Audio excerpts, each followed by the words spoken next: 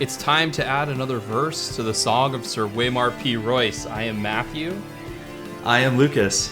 And in today's episode, we're going to cover the beginning of Season 3, the first third-ish, the first quarter-ish of Season 3, episodes 1 through 4.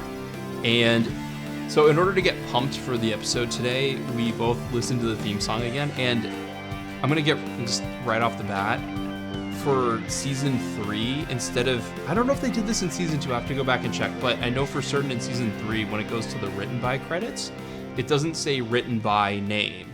It's been saying written for television by name. So this might be one of the cases where they went into the future, listened to our podcast, then went back in time and rewrote the timeline. I don't know. Exactly. Yeah, and we also see them taking our advice and showing a few storylines per episode and not hitting on every single one. So they're definitely listening to us. Yeah, they're clearly, they have the foresight to listen to our podcast and then go back in time and fix things that we have issues with, but not go back in time long enough to like fix Season 1 and 2. The other thing about the theme song, like everyone knows that they go to, in the theme song, they go to the places that they're going to be visiting this season in the theme song. So like they show like, King's Landing, and whoever's holding King's Landing at the time, they'll have that house animal or house sigil. And it'll go up to the wall and Winterfell and across the sea to where Daenerys is. And in this season, Winterfell is burning. It's all smoky. Well, the other thing they do is they recount the history of the immediate event, like the events prior to this. Did you notice that? How so? So they talk about what happened before the show began. So they have a little circular ball that's rotating and going across a little table. And they'll take moments where they're like looking at what's being shown. And on those moments, so they have one where it's like all of the houses are together. And then they have one where it's a dragon being attacked by a stag in the front and a dire wolf behind. And then it always ends with all of the animals laying down and a giant stag standing over them to show that Baratheon is king. And then it goes to the Game of Thrones, and it has the four major households that the story is about. Because it's got, the stags, dire wolves, lions, and stallions, and dragons. So they do. What about the Kraken? Oh gosh, no Kraken. No, major houses. Oh, okay. Well, he says he's a king, and what about Mance Raider? We don't see his sigil. But we're talking about major houses. Mance Raider belongs to no house. He's a crow. They don't have crows either because no one respects or likes the Night Watch anymore. We got no respect. So, if you've been watching the show a lot and you never noticed it, now you will never unsee it. So I never noticed it. I'm terrible. It's okay. I was pointing it out to Leah, and she's just like, okay, I don't care. Now, what I'm wondering, the people making the song know more about the books than the showrunners do. So there. I'm wondering, is it recent history or do they go way back in time? We're talking like King Aegon the First when he first got to Westeros. I don't know. I have to because like it usually takes me a bit before I get into the song. Like the song comes on and it's just like Peter Dinklage, and I'm like, ooh, who's gonna be in who's gonna be in this episode today? Why are there long gaps between names? Oh, I guess Daenerys isn't in this episode, or I guess Robb isn't, or Jaime, or Cersei. So that's the first time as I'm watching the song. That's what I'm looking for. So nice. All right. Yeah, let's get started on episode 301.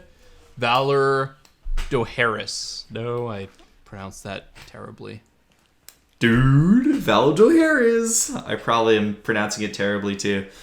Valor Morghulis means all men must die, and Valor Dohaeris means all men must serve.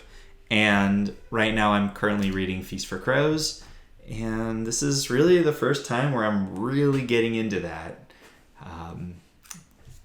into those words and their meanings and stuff. Mm-hmm. And it's quite chilling, just like everything in the books, especially magic related.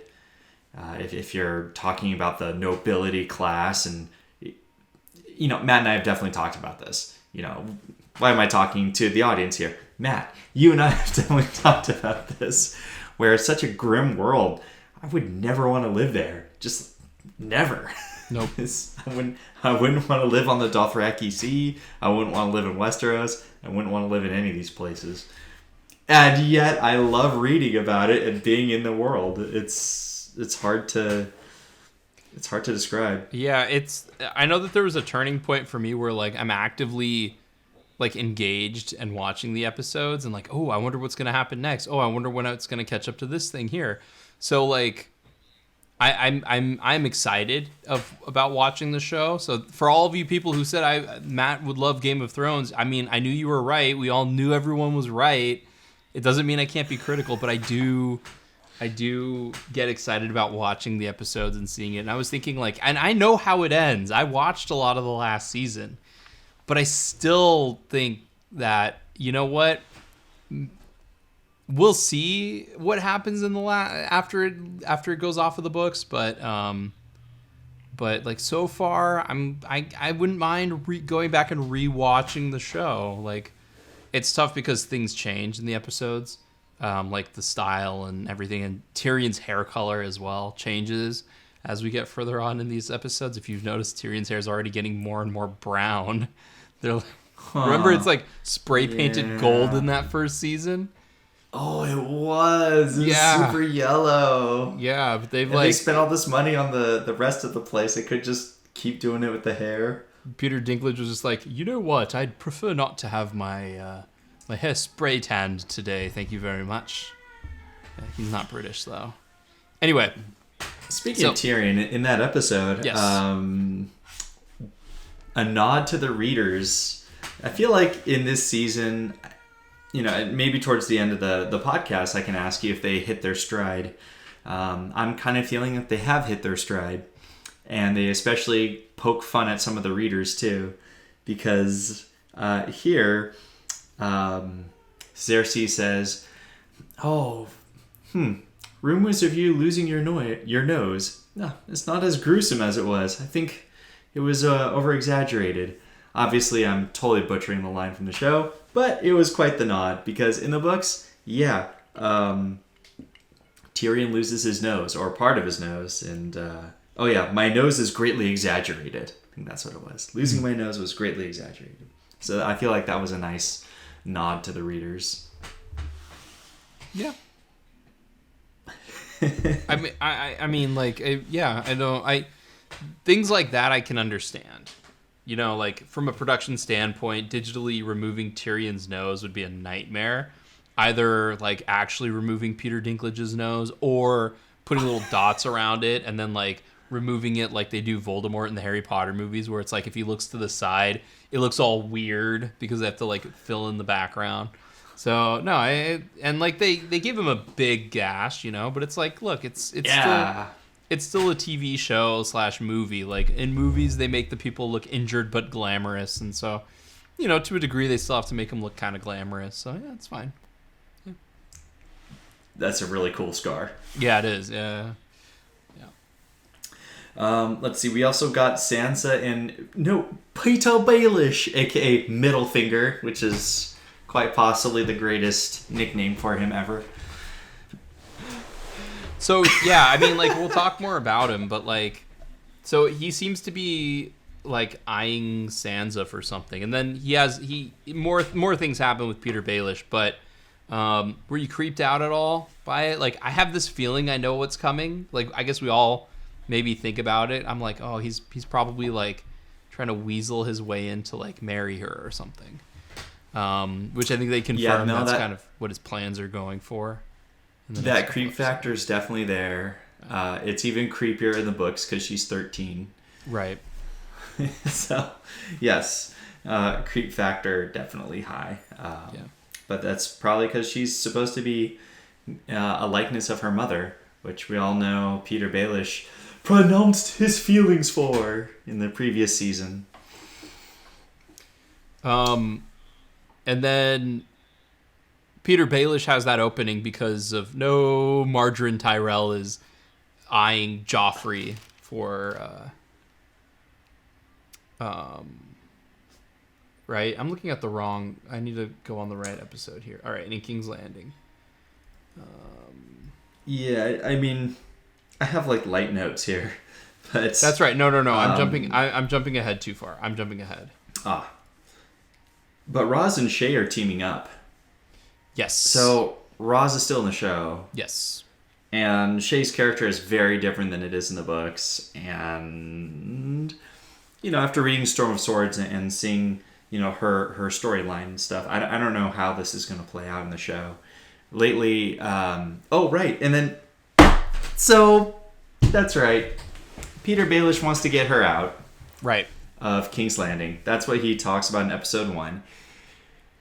And my thought was, the Peter Baelish in the books would totally bury the Peter Baelish from the show. Why do you say that? Why is Peter Baelish telling Sansa this? Because Sansa, she could say this to somebody. She could say like, yeah, but I think I'm going to be getting out of here, or I'm going to be doing this, or I'm going to be doing that. Right? Remember Peter Baelish said that there's a million liars here, and every one of them better than you, Sansa. So if you're Peter Baelish, you wouldn't tell Sansa that you're going to get her out. Because if somebody asks, hey, are you planning to leave? She's a terrible liar, according to Peter Baelish. So it seems, yeah. So in the books, though, you don't know it's Peter Baelish trying to get her out. And it's somebody else who's trying to get her out. And eventually it is actually Middlefinger. But he does it kind of in a roundabout way, which is totally Middlefinger style. Not himself putting himself out there. He doesn't really do that. He has other people to do it for him. So that was a huge mystery. Going through A Clash of Kings, which was season 2 of the show. They could have set it up in the television show. But they could have set it up in Clash of Kings where, oh my gosh, Sansa, she's trying to get out. And then, all of a sudden, you don't know until later on. It is revealed in a very interesting and exciting way. So I don't want to say too much more, but I'm not quite sure where it's going. Where it's going for the show. So right. I have no idea, but it's something that another thing is revealed in this episode too with Daenerys, and maybe we'll bring up that talking point after we get through the Daenerys thing. There was one other thing of note for King's Landing, if I may. Yep. I would definitely like your thoughts on this scene. Tyrion talks to Tywin. And, Tywin thinks too much of Tyrion's, his dalliances. And Tyrion's like, I want my birthright. Which is, I want Casterly Rock. That's mine. Jaime forsake all women, or not women, but he forsake wives, and he forsake land to get, and so he forsake Casterly Rock because he's a member of the Kingsguard. And so... Which they finally say. They finally say that. Because we talked about it, I think, at the beginning of our podcast. About how, what's going on with that? But yeah. Yeah. So he forsake it. And then Cersei can't inherit it, right? Because she's a woman. Because, remember, it's Westeros. Right. Yeah. And so that means that it's Tyrion's. And Tywin does not like that, not one bit. Your thoughts on how the actors did and the gravity of that? Because I felt like that was a huge, major moment in the books. Just major. Yeah, because that kind of told you everything you needed to know about the relationship and respect between Tywin and Tyrion. I mean, like, I'm gonna kind of like jump a little bit ahead in the episodes here, and just like, I think that Tywin, the actor Charles Dance, who plays as Tywin, does a great job of getting the egotistical, like the ego in Tywin really well. Because like, there's this scene here where he's like, I forget the main reason why he doesn't want to, and I think it has to do with the fact that like him being born caused the death of Tywin's wife, which seems like it's like, yeah, that sucks, but also, did you really love her? Who knows? We'll just assume that he did, and he's not just like a heartless bastard like it seems like he is on the show. But then later on in the 4th episode, he's talking to Cersei, and he's like, you should have brought your boy in line, like you should have done a better job as a parent. If you were a better parent, we wouldn't have to deal with this. And completely, I don't know if it was like, I don't know if the showrunners realized this or not. I'm gonna just assume that they did, but like he's kind of a completely just like blind to his own faults kind of character, because it's like, well, yeah, who raised the kids to teach them how to raise their kids? It's like, Tywin, you have 2 siblings. One of them decided to abandon everything about you to pursue his sister. The sister is, greedy and conniving and also incestuous. And then you have Tyrion, who, like, he's got plenty of flaws of his own. Tywin, you were not a great rearer of children, so you are not one to judge on how to rear children. But of course, this point completely misses him. If anything, Tywin raising Joffrey would probably make him worse. So I think the scene was like fantastic. Obviously, they're great actors, but it's smart to linger on Tyrion in that scene in episode 1 when they're doing the back and forth between Tywin and Tyrion. Like, that's the stuff that the show is really good with. Even if I don't love, like, I never notice how good or bad the dialogue is. I always realize how much fun and how well the game of chess is being played, the one-upsmanship, the verbal sparring and the verbal parrying, which I think they do a really good job on the show overall. Yes, so, yeah, great absolutely. Well, in the books, it's hard because you're reading their thoughts, and when they talk, they say things, but they don't communicate with their words. They communicate within their words and their actions. They'll say, "Oh, have a wonderful day," and in their mind, they're like, he said, "Have a wonderful day." Well, I guess that means that maybe that's a warning for myself. Maybe I should be on guard a little bit more. And you don't get that when you watch a television show because you're not inside their heads. So I feel like what you just said is definitely a good job for the show, trying to get some of that one-upsmanship across. So going to what you were just saying, though, one thing that the show has to do to compromise is, like, they say, "Have a wonderful day," and in the book it means one thing. So in the show, when they do it, they have to have that moment where it's like, oh yeah, and Tyrion turns slowly. And then you see Peter Baelish or Varys, and they give a specific look and deliver the line in a specific way that indicates to you, that's a troubling line.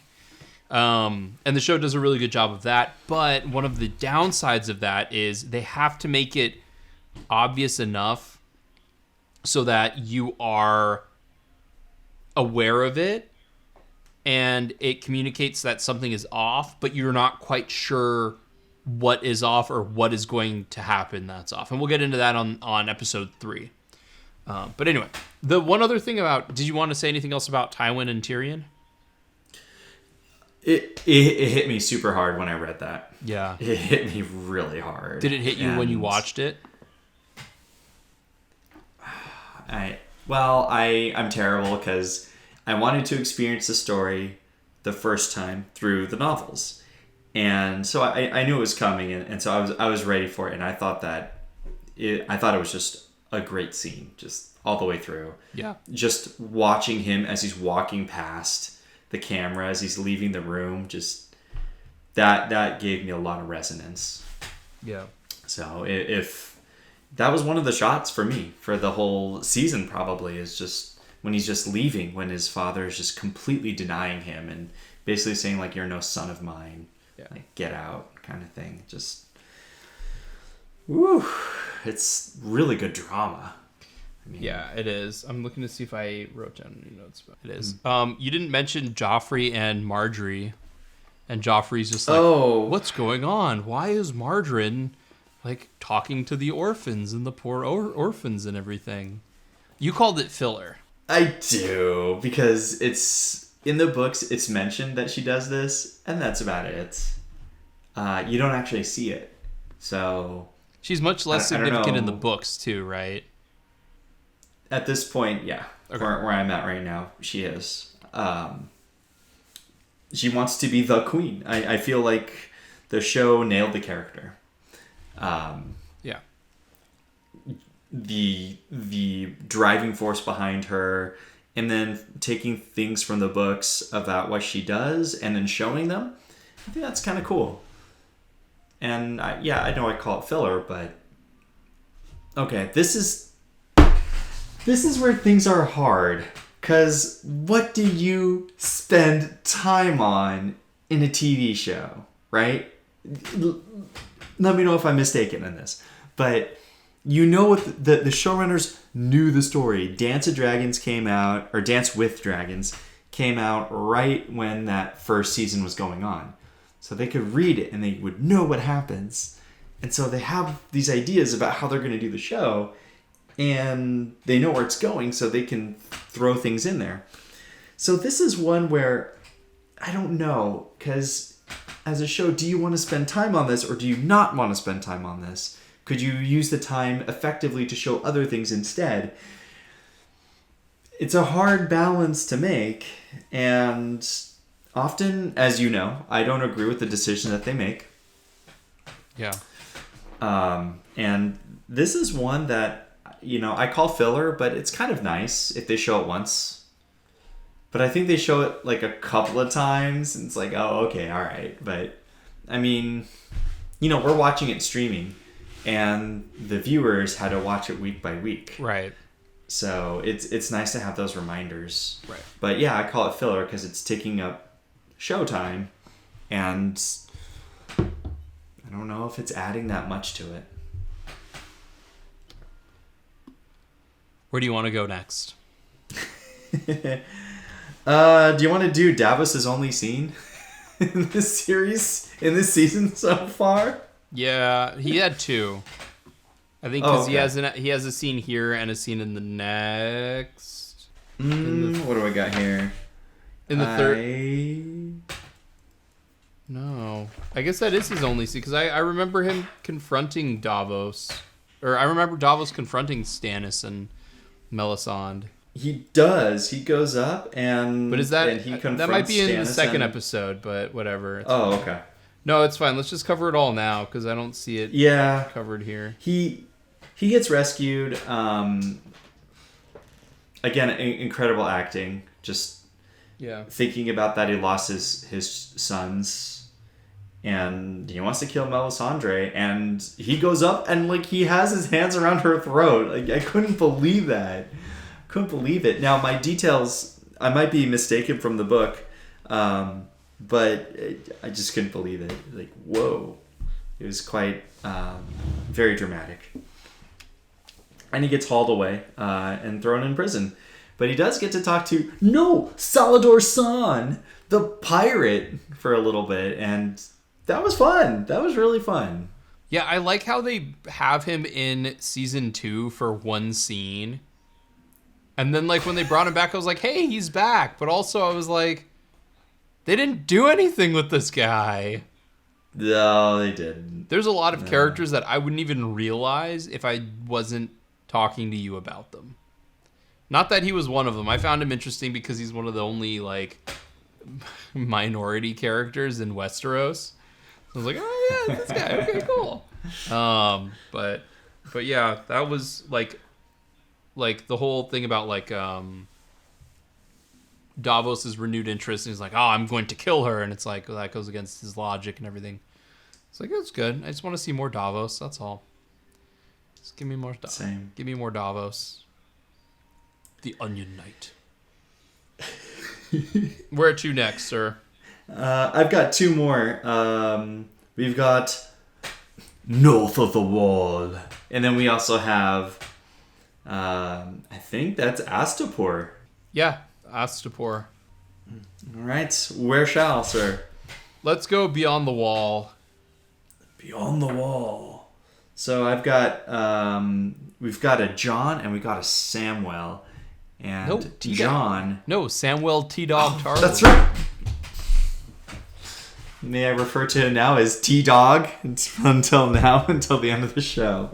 Oh, and we talked about this too, and this opportunity. Okay, so John meets Mance Rayder.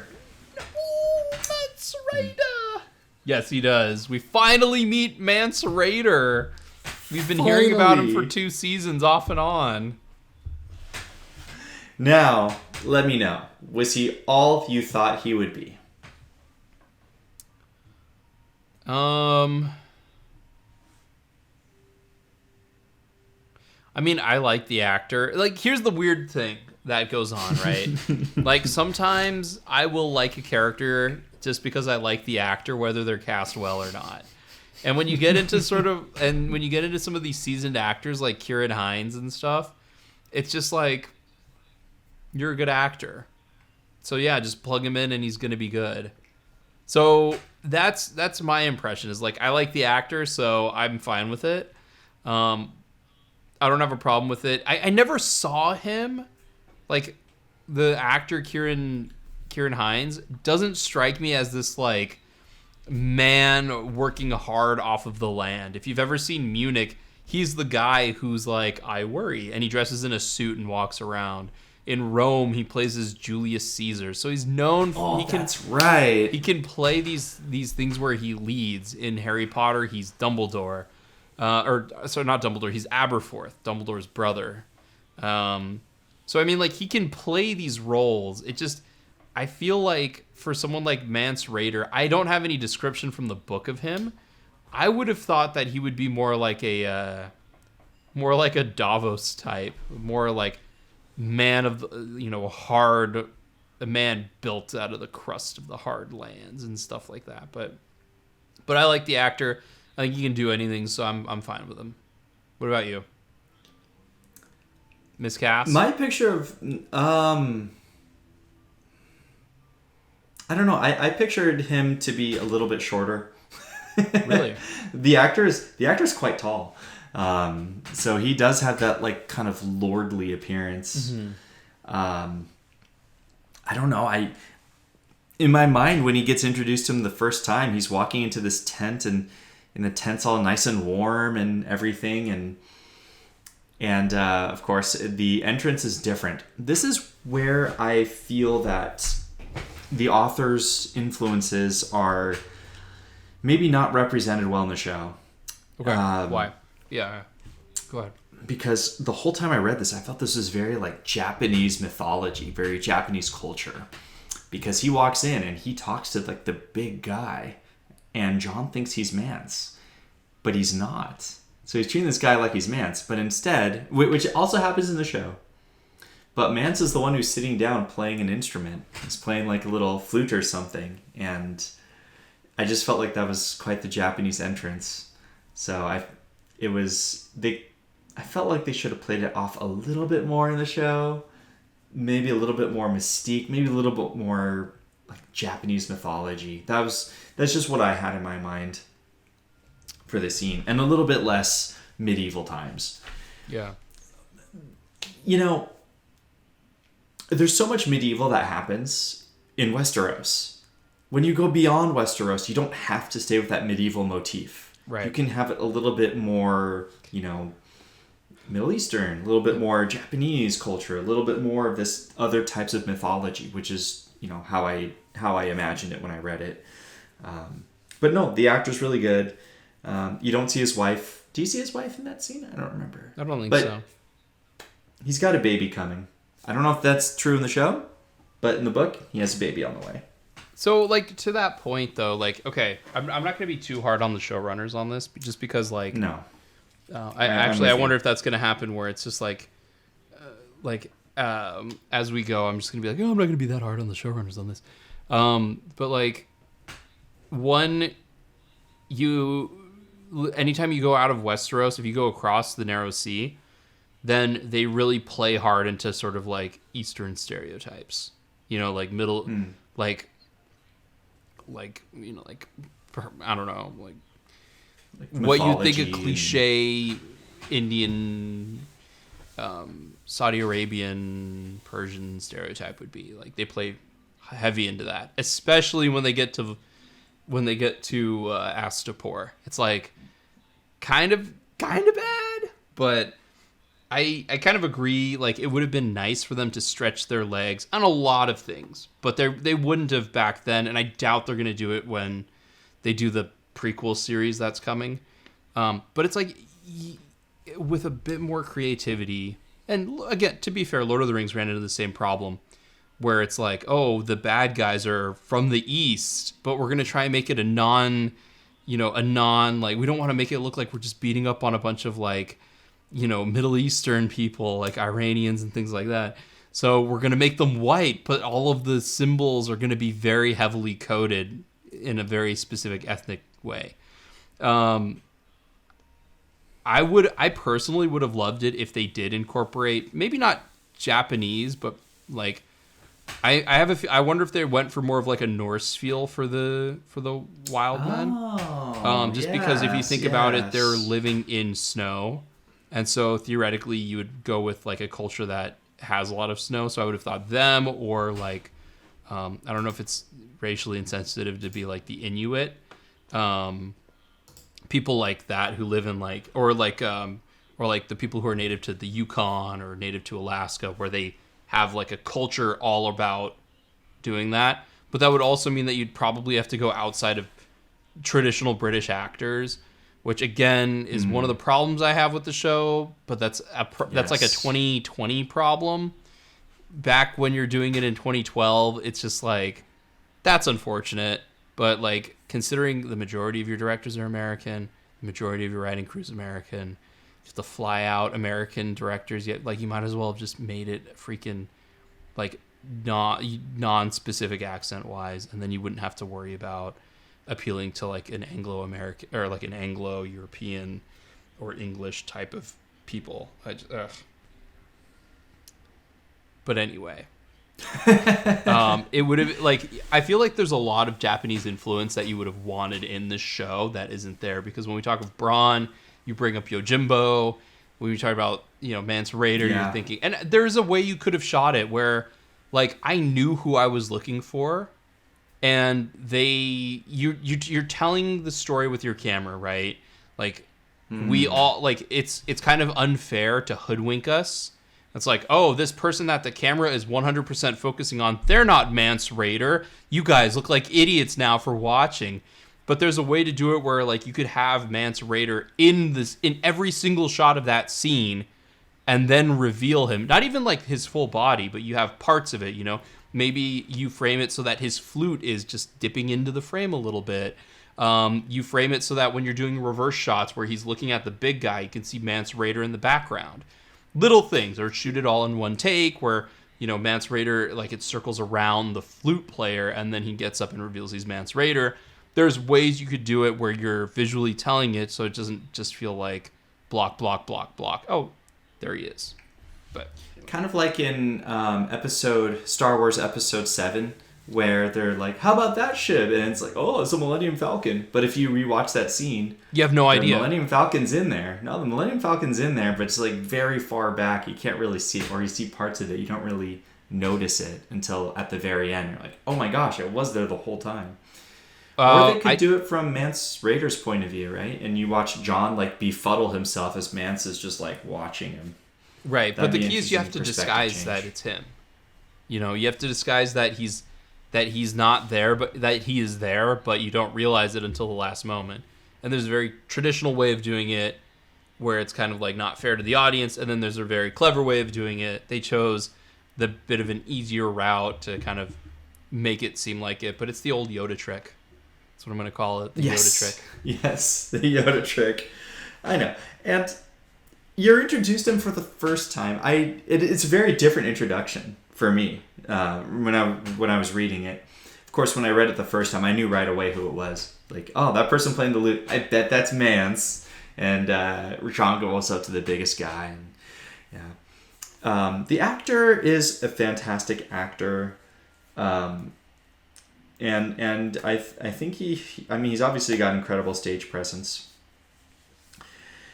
Now, the motivation's a little bit different. Mance asks John, why did he run from the crows? And in the books, it's basically because I'm a bastard and they wouldn't accept me, and here I am. And Mance understands that because, he left the Night's Watch and he took a wife and they wouldn't take him back. So they kind of have that sort of relationship there. The show made it way more dramatic. And I appreciated it. I thought it was a really good setup from Craster's Keep unto here. It was very well done. Wow, look at this. We're given a lot of praise early on for their decisions and choices. Yeah. They make a lot of, it's weird because it's almost like they make a lot of good choices on accident.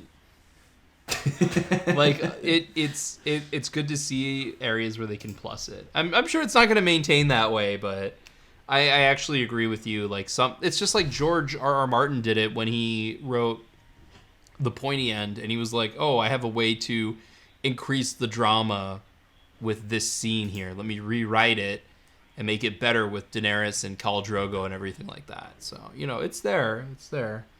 And the directors are getting better, just almost like a director that comes in and makes it more cinematic, makes the whole show more cinematic. Everyone else wants to emulate it. The camera departments and everyone else gets more used to it. But anyway, we'll talk about all that stuff as well as we go on. Definitely. I got one more spot for you. Well, did we talk about Sam? Oh, right. No, I forgot. I'm sorry. Sam didn't get any ravens out. He is, apparently, this is the worst insult you could ever have in Westeros. Craven. You're craven, Sam. You're craven. Poor T-Dog. Craven means you're a coward. Oh. Like you're like the worst kind of coward. At least I think so. That's how I took it. Oh. Yeah. So, coward. Characterized by abject fear, cowardly. Samwell, not the brave. Yeah, pretty much. Sir Piggy, I believe they called him back then. Poor T-Dog. But yeah, he's running back and just like... Oh, poor guy. So I was kind of wondering what the point of this storyline was. So Sam and the Night's Watch are going back to the Wall. That makes sense. I don't know. Was Sam a POV character in A Storm of Swords? Yes. Okay. And at first, I was a little confused at why.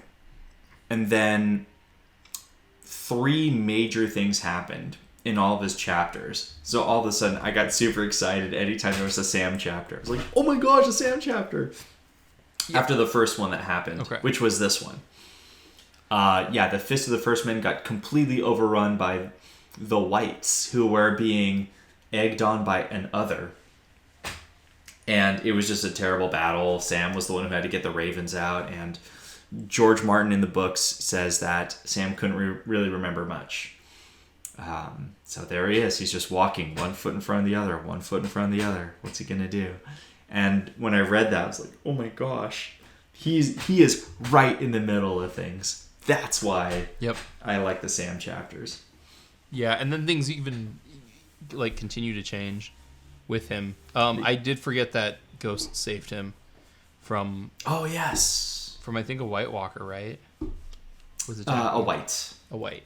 The undead are the whites. That's right. And then the White Walkers, or the others. Right now, they do call them White Walkers, but mostly they call them the others. Are the strange ones that you don't really see.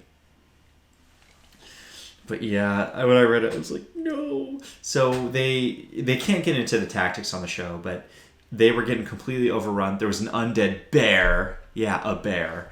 And they had to get all these fire arrows and stuff, and they had to evacuate, and they had this ring of fire, and the entire company is moving in, being surrounded by all these torchbearers to try to keep them at bay.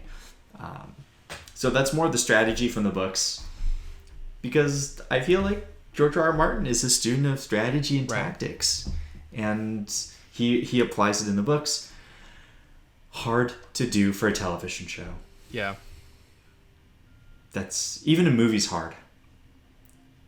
Yeah. As we saw with Blackwater and with Helm's Deep. Yes. Yeah, I mean, and again, it's not, you have, you only have so much time and so much money to do some of these things, and that's expensive. And it's better to just convey it through actors acting. Like, let the actors tell the story. Where to next? We have Astapor and Harrenhal. Harrenhal's very short, so I figure we'd actually do Astapor. Okay. So Astapor, I don't know if Daenerys is introduced to the Unsullied in that episode. I can't remember. But there's this incredible shot with the dragons over the water as she's on the boat. It's just this... Wow. It was just an incredible shot. And I thought that Emilia Clarke looked great in that blue outfit. It was just so good. Just, man, that's awesome. Just looks... The visuals of that one scene were just magnificent, off the charts. Really impressed. Did that scene stick out to you too? No. There's only one thing about that whole scene that stuck out to me.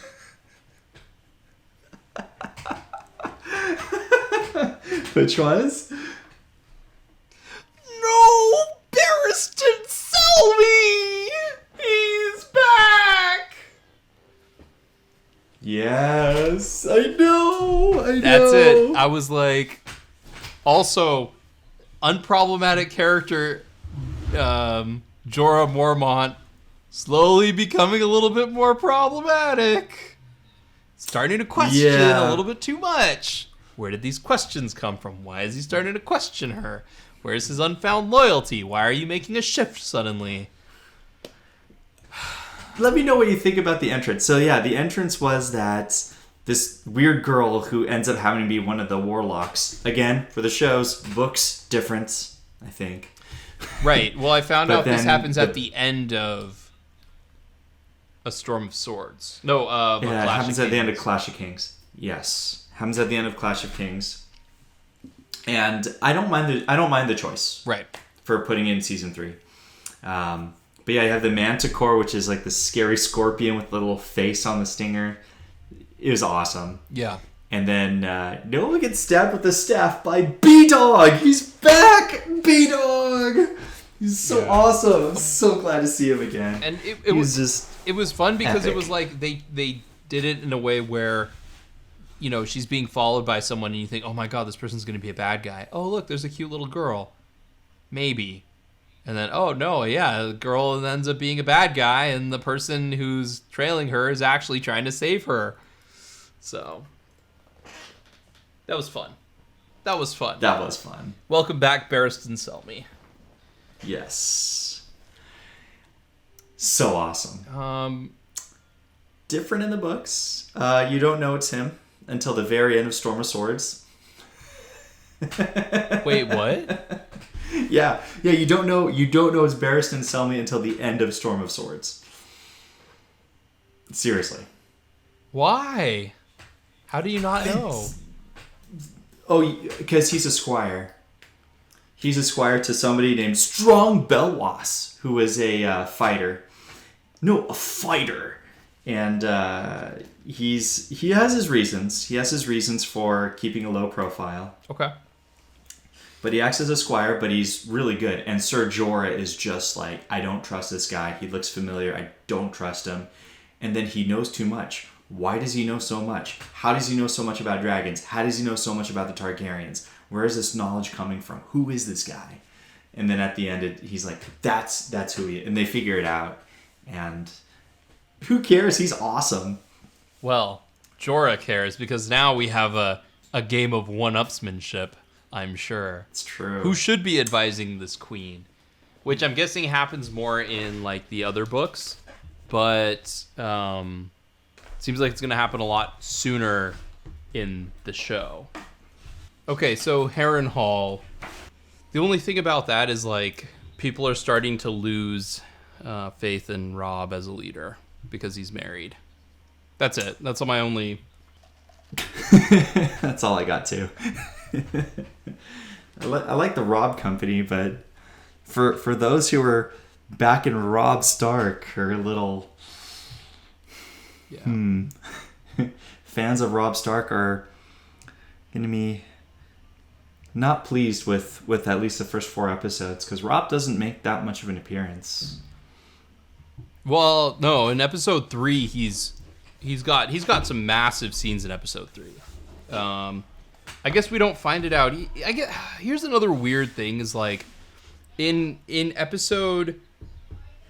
I was so excited to start watching episode 3, and I can understand people who were really excited about watching, like coming back after a year or 2 years or whatever, being really excited, like, oh my god, I can't wait to start watching Game of Thrones again. Like everything left off at a point where I'm really engaged and I want to know what happens next. And like episode 1 is basically just like, all right, guys, let's do a quick roll call here. What's going on? Who's here? What are we gonna do? Oh yeah, Daenerys is going to a new city, just like she did in the last season. Okay, new city, new dangers, just like last season. Yeah, like let's reset everyone. And I was like, this isn't like, maybe that's why I put off watching episode 2 for such a long time, because I was like, I know I gotta watch it. But like episode 2, 3, and 4, I was like, all right, now the pace is it's starting to hit its stride. But like episode 1, like stuff that happens in episode 2 that should have been the catalyst for Robb's story in episode 2 should have happened in episode 1. Specifically, learning about the death of Caitlyn's father. That should have been what Robb's story in episode 1 should have focused on, instead of just like, I guess like Harrenhal looking around. Yeah, like we captured Harrenhal. There are no prisoners.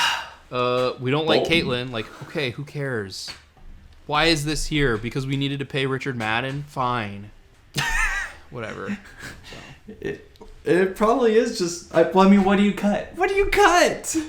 Oh, I know. How about the margarine scene? Cut that. Or just cut Harrenhal. Cut Harrenhal. Like, you don't even like you. They talk about Jaime and Brienne, but they don't show them until the next episode. So just fucking cut the whole thing. Whatever. Anything else to say about episode 3-1? Nope, 3-. Nope, 3-. No, 3-. No. We still ended up talking for an hour about it.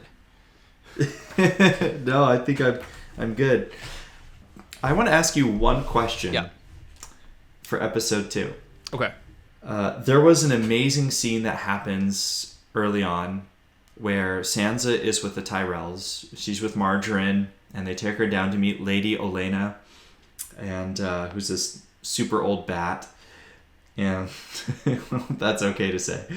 Probably not, but it's probably fine. Not, but I'm still going to. No, crotchety old woman. Well, she's super crafty. She meets Olenna, and then they sit down in the garden. And in that garden, they ask Sansa, what is Joffrey like? Truly, what is Joffrey like?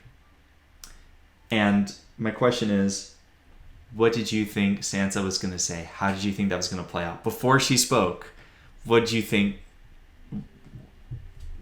Because when I read it, I was on the edge of my seat. I was like, oh my god, what's Sansa going to do? Yeah, I thought... How did you feel? I thought Sansa was going to be like, Joffrey's a king and he's a fine fellow, and like lie to them. Kind of like she did in the show. So that's what I was kind of expecting. Because like in the back of my mind, I'm like, you can't trust these people. but they want to seem like you can. And she ends up trusting them, and I'm sure that will be bad in the future. But for now, it seems okay-ish. Right, because no good deed goes unpunished. Shaking my head here. God. You get punished for doing wrong deeds. Like, we see Theon getting his comeuppance for doing something, doing something bad, and he's getting his God, showrunners, what are you talking about? He's getting his comeuppance because he did something stupid. Anyway, we'll get to that. Yes, what did you think was going to happen? Because, like, the scene I thought she would be more guarded and then kind of have a complete breakdown. But I thought that it was smart for her to have, like, these little stumbles, these little steps where it's like, oh, yeah, he's great. And they look, and, the Tyrells look at each other and they're like, I don't believe what she's saying with Sansa. And they attack her again. And then she offers something, and then Sansa offers something, walks it back. Offers a little bit more, walks it back, grabs a cake. And then they start kind of getting into it there. I like the way that it developed like that, rather than sort of like what I would say is like kind of like a cliche way that the scene would go, where it's like, oh, he's great. And it's like, but is he? And the person's just like, it's like Hook. It's like, I'm the one who didn't believe. And Hook, when it's like, one of you did not believe I was true. One of you is wrong. One of you is a liar. And Glenn Close starts breaking down and crying. I thought it was going to be like that. Back that laugh. I was trying to hold that back. Do you remember that? You were done, but I couldn't. Do you remember that scene? In Hook, he's like, who didn't believe? Who does not belong here? Who does not belong? And it's like Peter Banning and like another pirate, and the pirate's played by Glenn Close, and they're like, well, me, you, like, you. Oh man, you do not belong. And then they put her in the boo box. Like, no, not the boo box. No one has seen. No, you haven't seen Hook like 500 times like me. Not 500, maybe 499. That's why I missed it. Anyway, so yeah, I thought that scene was done really well, and I was surprised that they didn't comment on it in the inside the episode, because I felt like that was a majorly important scene. I don't remember the other things they commented on, but I watched the inside the episode and I was like, that's the scene you failed to comment on, like. Okay, ready for this? They didn't comment on it because that was Benioff and Weiss who do the inside the episodes. Right. It was not Vanessa Taylor. This episode was not written by David Benioff and D.B. Weiss. It was not. So their track record with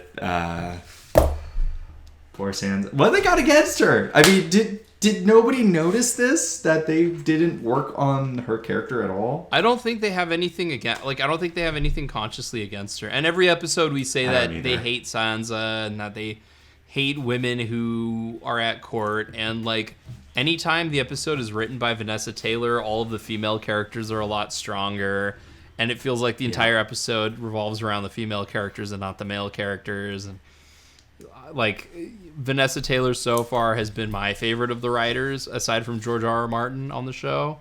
But yeah. So a little bit about that. Yeah. The actress. So they had some of the extras after this episode. So you get to watch. The actress is Sophie Turner. Turner. Okay. Yeah, Sophie Turner Jonas. She married Nick Jonas after the show. Ah. Well, she was talking about her character, saying that, Sansa doesn't trust them, and she really doesn't trust them. And so she's kind of like, I don't know really what to do or who to trust. And in that moment when I was listening to her talk, she knows her stuff. She gets it. She 100% gets it. Well done by the actress. She's great. She really understands the character that she's playing. Really, just very impressive. I was very impressed. So, whatever knocks that happen against Sansa in her storyline or how she's portrayed in the show, it's definitely not the actress's fault at any means, because she completely understands the character that she's playing. 100%. Yeah, as if she's read the books. She can only do so much with her character because she has to be given the screen time and be put in the situations and have the writing support what the character needs to do in the show. Now, again, I'm going to go back and reread. I'm going to go in and read the books because having these conversations with you makes me really want to read them. But I'm wondering if Sansa has as much agency as she should be given in the books than she does in the show. Because that's what it comes down to a lot of the times is like, which characters have agency. And sometimes when I'm watching the show, it's like, these characters don't, like, the events that are unfolding in front of my face are fun to watch. But have to do that's how you feel like it is, right? Well, I was going to say I'd have to do a blow by blow to see if these characters have agency or if things are happening that are fun and I'm enjoying. You know what I mean? Anyway. Yes. Yeah. Sansa's character, I would say, doesn't have very many moments, but when she does, then it's scary. Yeah. Because and I don't know if you capture that from this scene, because she had agency in this scene. She could have either stuck to the script, told the lie, kept that thing going, or she could have told the truth. Right. Well, and she told the truth. It was one of the few times where she actually had a real decision to make, and that's the decision she made. And it's scary. Like, you can't take it back. That's the other thing too, is her decisions that she makes. Like, she can't take any of them back. And so when she has a chance to make a decision, yeah. I'm getting goosebumps just thinking about it. Like, because like, if you're in that moment, like, what if they find out that you told the truth? Like, oh gosh, like it was scary. It was scary reading it. I also just keep thinking, like, the entire time I'm watching it, I'm like, why didn't she just go with the Hound? Why didn't she just leave with him when she had the chance? Well, because then she would have met Arya again. Probably. So in the books, that scene happens pretty true. The only difference is something that would have been really hard to shoot, and it was hard for me to read, but it was still fun. As they're having this discussion, over their discussion, there was a fool who was singing super loud so nobody could listen. So at least in the books, you're like, okay, so she's like, there's no chance of somebody overhearing their discussion because there's this really super loud singer. Obviously, you don't get that from the show, but how can you shoot that? You can't have, there's too much sound going on. So I like the way that they did it in the show.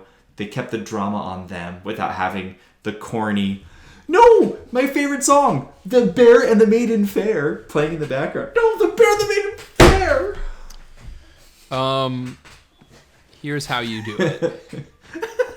You're like, there's a lot to unpack here. Well, no, I mean, it's easy. Like, if you've ever seen any movie that has taken place, that has a scene that takes place in a club, you do it the exact same way. So, what's, like, choose one of these three movies that just come off the top of my head. The Raid 2, The Social Network, and Collateral. I know you too well. I should have known you were going to say The Raid 2. Well, but I mean, like, or the new Batman. So, Dark Knight. You could, even in Dark Knight, they have a scene. What you do is you have it so that, like, you establish the fool. He's singing loudly, ba ba ba ba ba ba ba ba ba, and then as they go in and talk, you just lower the fool's volume. That's it. So that you're still hearing the music. And instead of having non-diegetic music play, which I don't think they had any, you just have the fool be what they call the walla, or the diegetic sound of, like, something going on underneath. Because you have club music playing all the time. You just make his music like mumbles as opposed to actual words, and then you're not focusing on it. But you also have it in Scorsese movies where he has, like, Rolling Stones music playing over people doing voiceover while something else is going on. Like, it's really not that difficult to do. Like, I don't know. It's mean to say. They chose not to. Because whoever's playing the instrument has to pretend like they're playing the instrument and circle around. The only other problem that would cause is, like, you have to have continuity of the fool dancing. So the thing you could get around is just, like, have a band play. Instead of just having a fool play, you have a band play. Something like that. So, Should we keep going with King's Landing? Sure. Yeah. Let's. I don't have anything else except for Margarine. Yeah, Margarine talks to Joffrey about Renly, and they have like a weird scene about like I guess she plays up the fact that he's cruel, and she's like, I like people who are cruel or whatever. Like they show that she knows how to play him. Is this the scene where she is grabbing that crossbow? Oh, yeah, she grabs the crossbow. Yeah. Which I was actually afraid for her life you. a little bit. I kind of like the way that they did the scene, even if we're gonna say it's filler, that they did the scene where it's like you actively see, and again, Natalie Dormer, excellent actress. You can see the wheels in her head spinning as she's trying to figure out how to manipulate Joffrey. This is why you get someone like her to be in this role, because she's good at it. She's good at acting. So yeah, I felt, and his questions were good. Like, oh well, Renly was your king, you know. Oh, why didn't you sire any sons with Renly? Why didn't blah blah blah? And I was like, ooh, this is interesting. Like, this is really good. This was it was really well written, well acted. It was a very, very good scene. I know, I call it filler, but it was a really good scene. That was really, really good. Yeah. And then Shay warns Tyrion that Peter Baelish has an interest in Sansa. Oh, yes. And she gets all mad at him because he had sex with Roz. Again, very different character. You got the show character, you got the books character. That's all I'm gonna say to that. Well, like, what's the book character wouldn't be mad that he had sex with Roz? Is that like the gist of it? Right. Okay. Ah, very good, my lord. But that was before me. You know, kind of thing. Yeah. It's different. Yeah, she's different. It's just 100% different. They talk about the books and the show diverging. Shay's character is definitely one where they really diverge really hard on. And that's okay. Sometimes I think about the decisions that they make, and I'm kind of okay. George R. Martin said that he wanted to create his book series to emulate the way he felt when he first read Tolkien, which is he couldn't believe there was this incredible world and it was so real, so realistic. And so he wanted to create that same experience to his readers. So, hiding Shay in a different manse and having this secret passage that Varys figured out to get there. It works for the books, right? Right. For the show, they went a different path, and just like the Tywin and Arya scenes, I thought that was a really good diversion from the books. Okay. My wife loved them. She loved those scenes a lot, and it probably is one of the big things in the show. You know, you go back and rewatch it, and you're like, oh yeah, Tywin and Arya. Oh yeah, that was so good. And there were some really good moments in it too. So some of their decisions obviously are hits. Like the scene with Margarine and Joffrey and the crossbow. I mean, I would be interested, like, after I read the books to see if I feel the same way about the Tywin Arya scenes, because you're putting major players together. You know, you're putting these major these major pieces together. But like with the Peter Baelish stuff, just because you can show them doing stuff doesn't necessarily mean you should, because a lot of Peter Baelish's impact, again, to me, I don't find him as sinister man. I find him as obnoxious, annoying villain man. And desperate. And a villain. You feel like he's a villain. Yeah, like, it's so easy to see him, like, mustache twirling villain. I'm going to twist my little goatee and I'm going to talk in sinister undertones. Can't you tell I'm a master manipulator? And we'll get into Peter Baelish a little bit more in episode 3, let me tell you. But yeah, it's just a weird, some of it is a hit, some of it are misses, and some of it is stuff that I think would have been cool to see. I think it would have been cool to see Jon and Sam getting everything ready to go out on to the journey at the start of season 2, but whatever. Where to next? All right. Can we do the fun one now? Which one's the fun one? Involving the Bear the Maiden Fair with Brienne the Beauty. Sure. And the Kingslayer. All right. Walk me through the fight. What'd you think about it?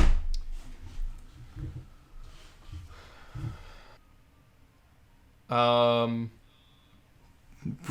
v. Jaime. Like, I think Brienne is awesome. So yes, I didn't think the fight was anything amazingly shot. I'm like very, like they kind of. I mean, I don't know what you want me to say on that. Like it gets better. So episode 4 actually really, I think they did a really good job on the combat in episode 4. I put a special note on that. I appreciate the fight, I guess. It's like 3 pages in the books, which is a lot. The fight is? Their whole section was, or at least it felt that way. I like the fact that like there's the farmer and Jaime's like, you gotta kill him. He's gonna alert us. And that comes back into play, and they do get alerted. I'm trying to remember the fight scene. I'm trying to remember if I thought it was like, I don't know. I feel like she beat him. What?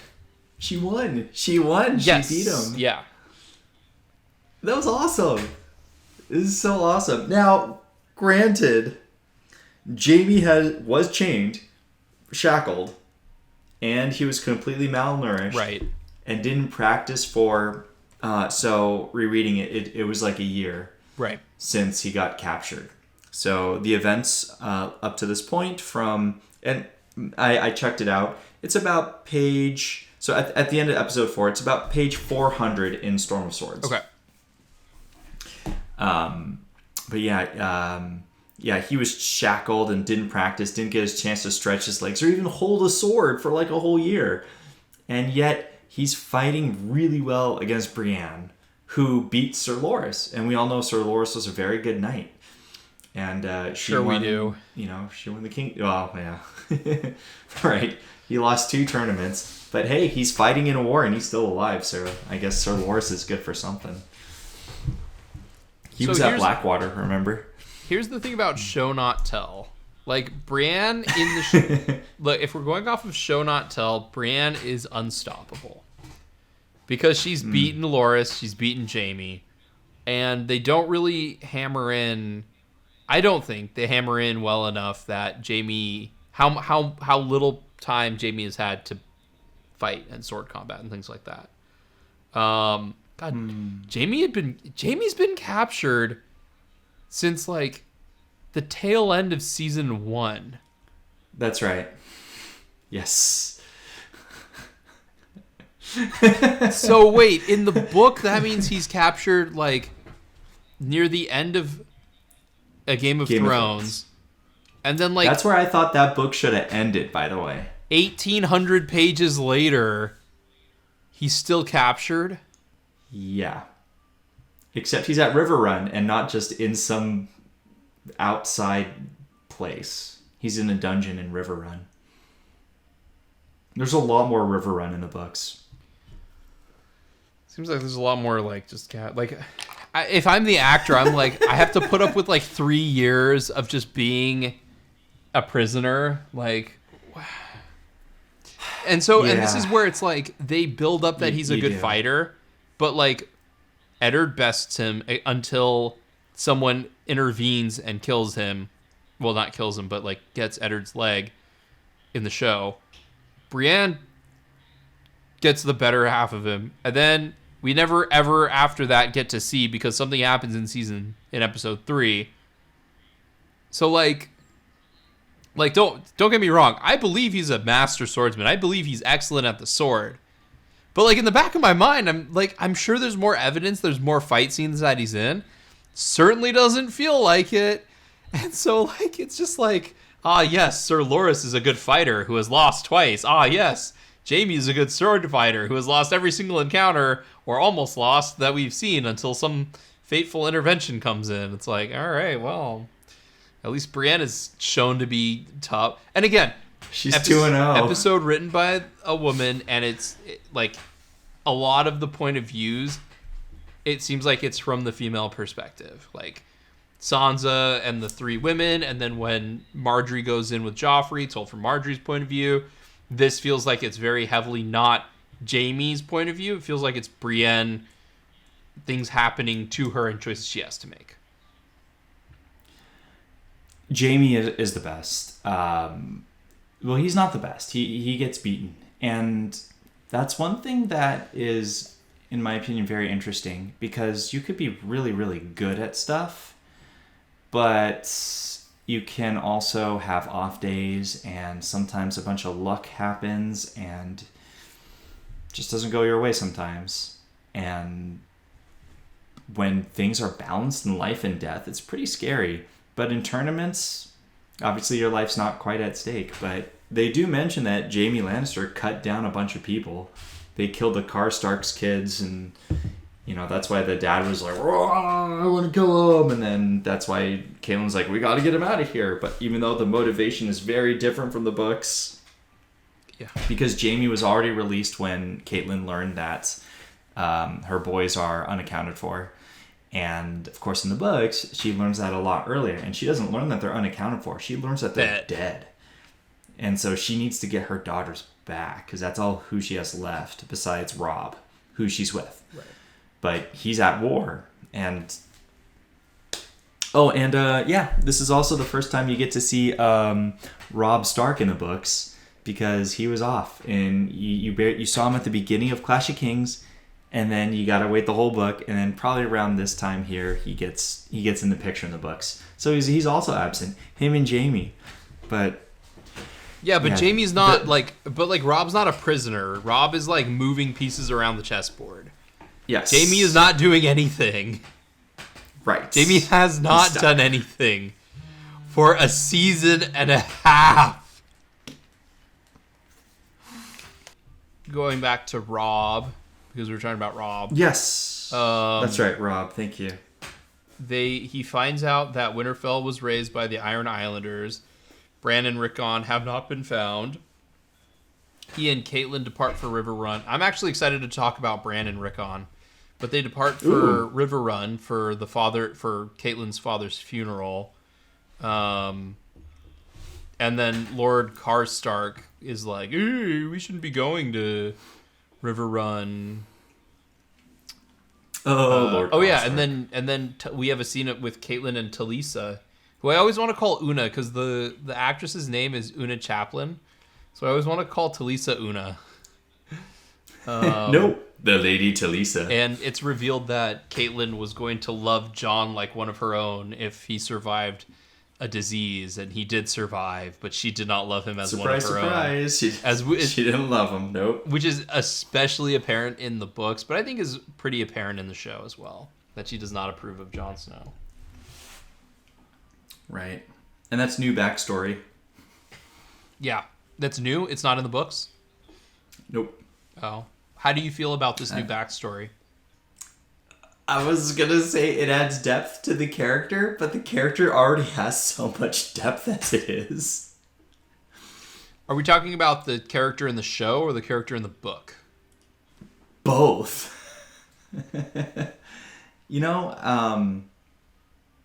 It's almost like, let's just add another layer. Sure, why not? Let's just keep adding layers onto her. Poor Catelyn. She's cursed now. Catelyn, as they call her. She is cursed. Well, it's nice to see her actively no, she's not cursed. Yes. Unlike when she was in the Eyrie before, and she was just standing there as Tyrion was like, "Who will fight for me? Bronn, you will fight for me." So, I was actually okay with that backstory. Yeah. Yeah. It really gave the actress it was a good story and very good, really good acting. Great monologue. Yeah. Thought it was well placed, well timed. Yeah, and she's building connections with Talisa. I was going to say rapport. Rapport, yes. So at this point in the book, Robb is married to someone. How does Talisa differ from the person Robb is married to in the books? Robin is married to Jane Westerling, who is a minor noble's son. Or sorry. Whoa, Rob. You were Sorry. right about Rob. Minor noble's daughter. So he was there storming their castle because the Westerlings were part of Tywin's army. So he was there storming the castle, and he took an arrow wound. And kind of like in the show, they end up taking the castle because, Rob never defeated in the field. There was another one of his victories. Right? Of course, it happens off page, obviously, and it doesn't even happen in the show. In the show, how many battles does Rob fight in the show? 1, 2. That they show? None. 2. Well, that you hear about, I think 2. In the books, it's like 5. It's pretty good where you're like, oh man, he's not losing. But part of it is because of, his uncle. Anyways. Which we will get to. Or uncle? Great uncle. I'm sorry, grand uncle. Brendan Blackfish. Not his actual uncle, Edmure. Ah, okay. Anyways. Yeah, not Edmure. No, not Edmure. But yeah, so he storms the castle, and then he also learns that his father died. And so Jane Westerly comforts him in his time of need, and he married her in the week.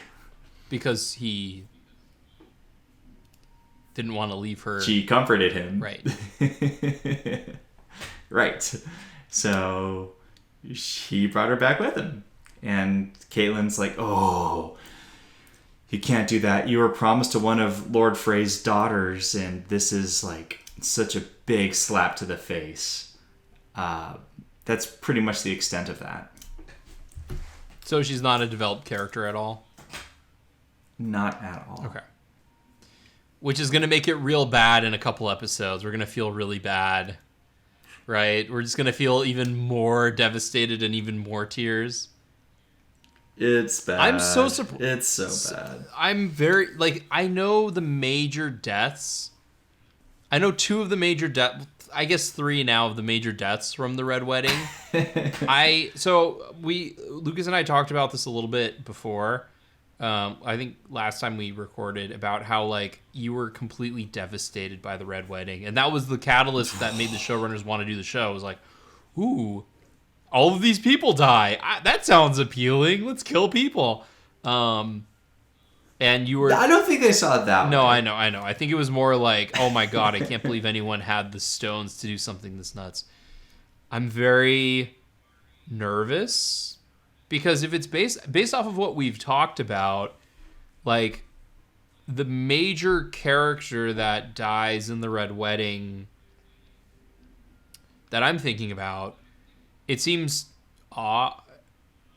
sad, but not brutally depressing to me. But I don't know. When we get I can see why it'd be depressing in the show because we have a lot stronger attachment to that character. So I guess the 2 characters I'm talking about, the one I'm talking about is Robb Stark, but of course Caitlyn also, something bad happens to her. Not to jump too far ahead, and I'm assuming that something bad is going to happen to poor Talisa as well. But again, I know the Red Wedding as a term. I don't know what happens in the Red Wedding. You kind of know. I know the major conclusion of it. Right. So, but if that's the case, I guess if you don't know it going in, it's brutally devastating. But Robb in the book isn't as developed, so it makes me feel like mainly it's because of Caitlyn. Yes. Is that okay? I wonder if that flips in the show. Because you spend a lot of time. Oh, interesting. Well, you spend a lot of time with Caitlyn in the books. But in the show, you kind of spend a lot of time with Caitlyn. Do you know what I mean? I do. It's instead of spending time with Caitlyn, you're spending time with Caitlyn and Robb. Yeah, or Caitlyn and Tyrion. All of these other characters that steal the spotlight away from her. So, I don't know. We'll find out. We'll find out when we get to it. Indeed. Okay. So we have Arya, Gendry, and Hot Pie. No Hot Pie. They are... So they're saying... So that scene where they're confronted by that group of what are they? The Brotherhood Without Banners, which I'm guessing are like Robin Hood. It's the first thing that came to mind. Like if as I was watching it, I'm like, I know George R. Martin is taking influences from all of the things he likes. So this seems the most like Robin Hood, or if you're a fan of Final Fantasy No, I was going to say the wrong one. But if you're a fan of Final Fantasy Tactics, the army that Wheatgraph fights for, which is like they're a bunch of soldiers that no longer have lords that they believe in. The Brotherhood Without Banners is like that. So I figure they're like the Merry Men. The Merry Men. No, the Merry Men. But I thought the scene that introduced them was really good, and how like you kind of feel threatened, but also you kind of feel threatened, but at the same time, like it doesn't seem like they're threatening. Like they can be threatening, but they don't seem like they are threatening them at that moment. And they have that great scene where the guy takes the bow, shoots the arrow in the sky, and says, "You better move from that spot, because if you don't, that arrow's gonna come plumb on your head," or whatever. And I was like, "Oh, that's cool. These guys are cool. This is fun. This is cool." Yeah, I appreciate that. Yeah, you got Angai, or Angai. I forgot how they call him. You got Thoros of... They call it Myr. I called it Mir. And then you have... Tom Seven Strings, which, you know, he's the singer, the bard with the party. It's totally a party. It's a D&D party. I thought they were larger, though. I thought there were cleric. like 15 people. But yeah, I guess you're right. It's like... They're like a small D&D party. Yeah, you got the wizard cleric and Thoros of Myr. You've got Angai, who's the archer. Then you've got the bard in there. And then you also have Lemmy. I forgot what he does. I think he's just a fighter. Hireling? But yeah, it's totally a D&D group. It's just, it really is. And that was really... And then they come upon... Arya and... No, young Christian Bale and Hot Pie! No, Hot We all love Pie! Hot Pie. We all love Hot Pie. Hot Pie, what's his distinguishing characteristic? He's the fat one. As he is in the novels. Yes, we all love Hot Pie. Yeah, and yeah, you get introduced to Thoros of Myr. Very interesting character. I don't know if it's revealed, but indeed, he is a worshipper of the Lord of Light. Yes, they talk about that in the next episode. Okay. Then they get taken to an inn, and then they realize that they've captured the Hound! Who is one of my favorite characters, even though he doesn't do anything. Like, he doesn't do anything. But they have a moment in, I think, episode 4 with the Hound that I like a lot. But yes, the Hound recognizes Arya Stark, and the jig is up. Well done in the show. In the books, it's somebody else, but it's different because in the books, she recognizes... I had to go back and look it up. Recognizes Harwin, who is from Winterfell. So Arya's like, "Oh my god, I know you. You're from Winterfell. You're from home. Oh my god, I'm gonna get home." And then the guy's like, no. And then, like, hope fades. Why? So, Is he... a little bit different. Is that person part of... Oh, no, because Winterfell's burned. Well, he's also part of the the Brotherhood Without Banners. The Brotherhood Without Banners. So... Which seems like a great group to join. Like, I don't... We'll see. But right now, they don't seem... Not if you want to get to your mom. True. So they're really holding Arya back because she wants to get to Riverrun. She wants to get to her mom. She wants to get to Rob. She wants to bring the band back together. She wants to have the Stark Kid round up. But those SpongeBob. that's not happening. You know what? It is my bad because I know that they constantly say it. I always forget that, like, that's the thing is, like, she wants to get back, but I can't remember that for the life of me. I don't know why. I can't remember that either from the show. I never read. It's like, oh, this is the fastest way to River Run. I need to see my brother Rob.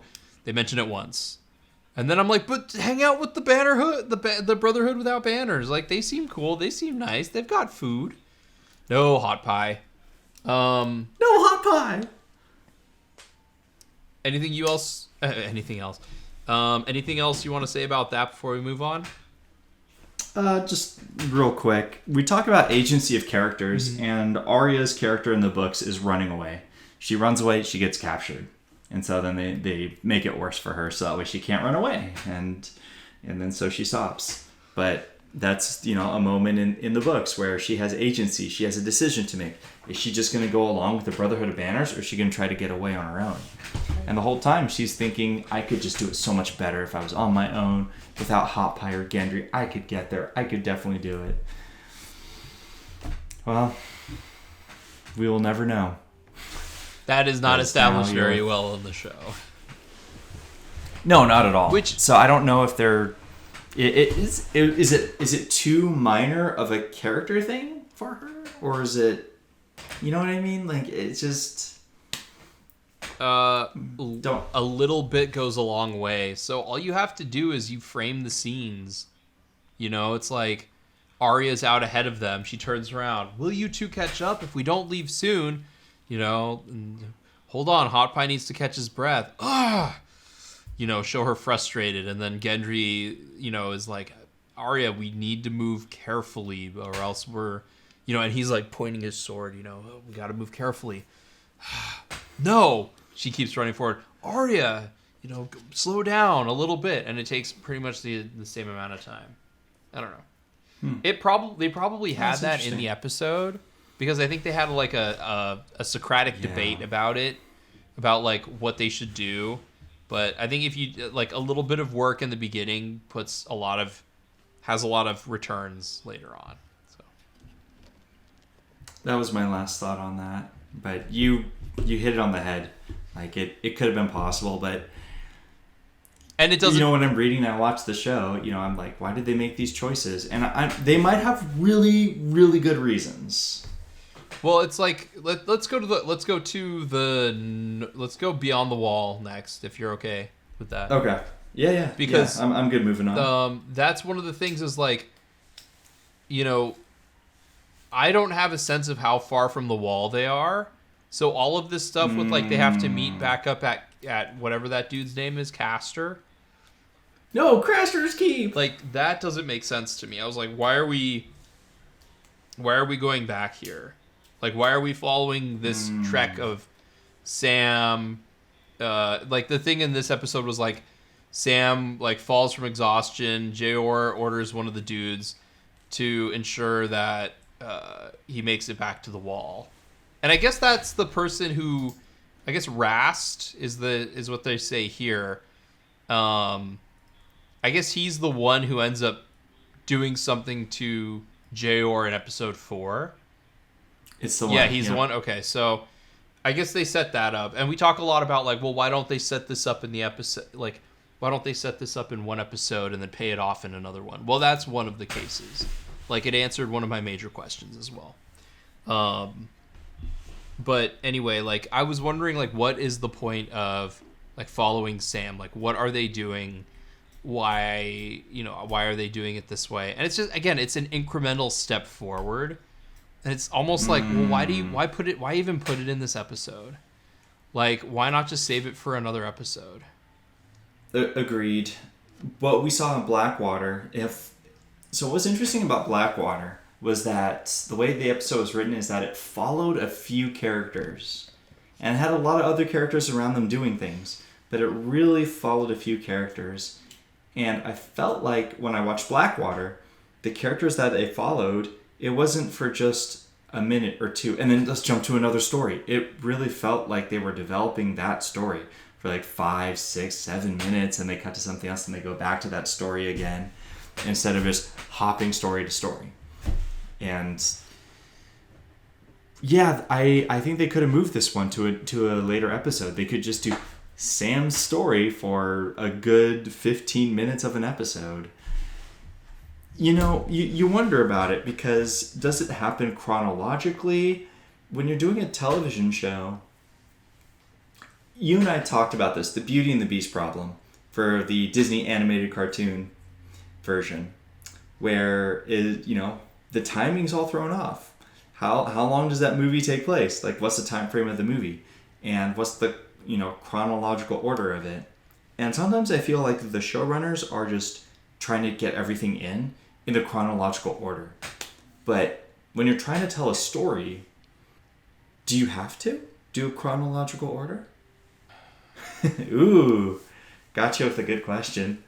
Well, I mean, I think we're so, and again, like we are talking about a show that came out 9 years ago, and TV back 9 years ago. Although even a show like Lost. So you and I have both watched Lost, and the thing about Lost was like they did the thing where they're incrementally pushing the overall storyline forward, but they also have a separate storyline focused on one character that has your present flashes and your flashbacks, and both of those comment on what is going on inside of the episode while also pushing it forward. Is it too much to ask that this show do that as well? I mean, I don't know. Maybe things will change as it goes on. I don't know. But yeah. But I'm kind of with you. Like, I would rather, because I think they do it with a couple more, because obviously they're gonna have more battle. They're gonna have more battles. Right. So I would think that they would, on those battles episodes, they keep them like bubbles where it's only like certain characters, and I'd do that. But you could do that with every episode. But I think, like I said, I think it's two things. I think one, character, like the actors get paid per episode they're in, and two, you keep pushing it forward. If you push everyone's story forward, then the whole story moves forward, even if those pushes are incremental or negligible or like a waste of time when something else more significant could be happening in that episode. And then you kind of get to the drama of all of those storylines together. Well, do you? But that's the question. Do you? Because like Sam's storyline, this episode didn't comment on anything. Right? That's a good point. It doesn't. It just is like a continuation. The stuff in King's Landing is very well connected. Yes. Arya had a lot to do. But, like, again, you could have moved Rob's stuff to episode 1 and have been fine. So. Right.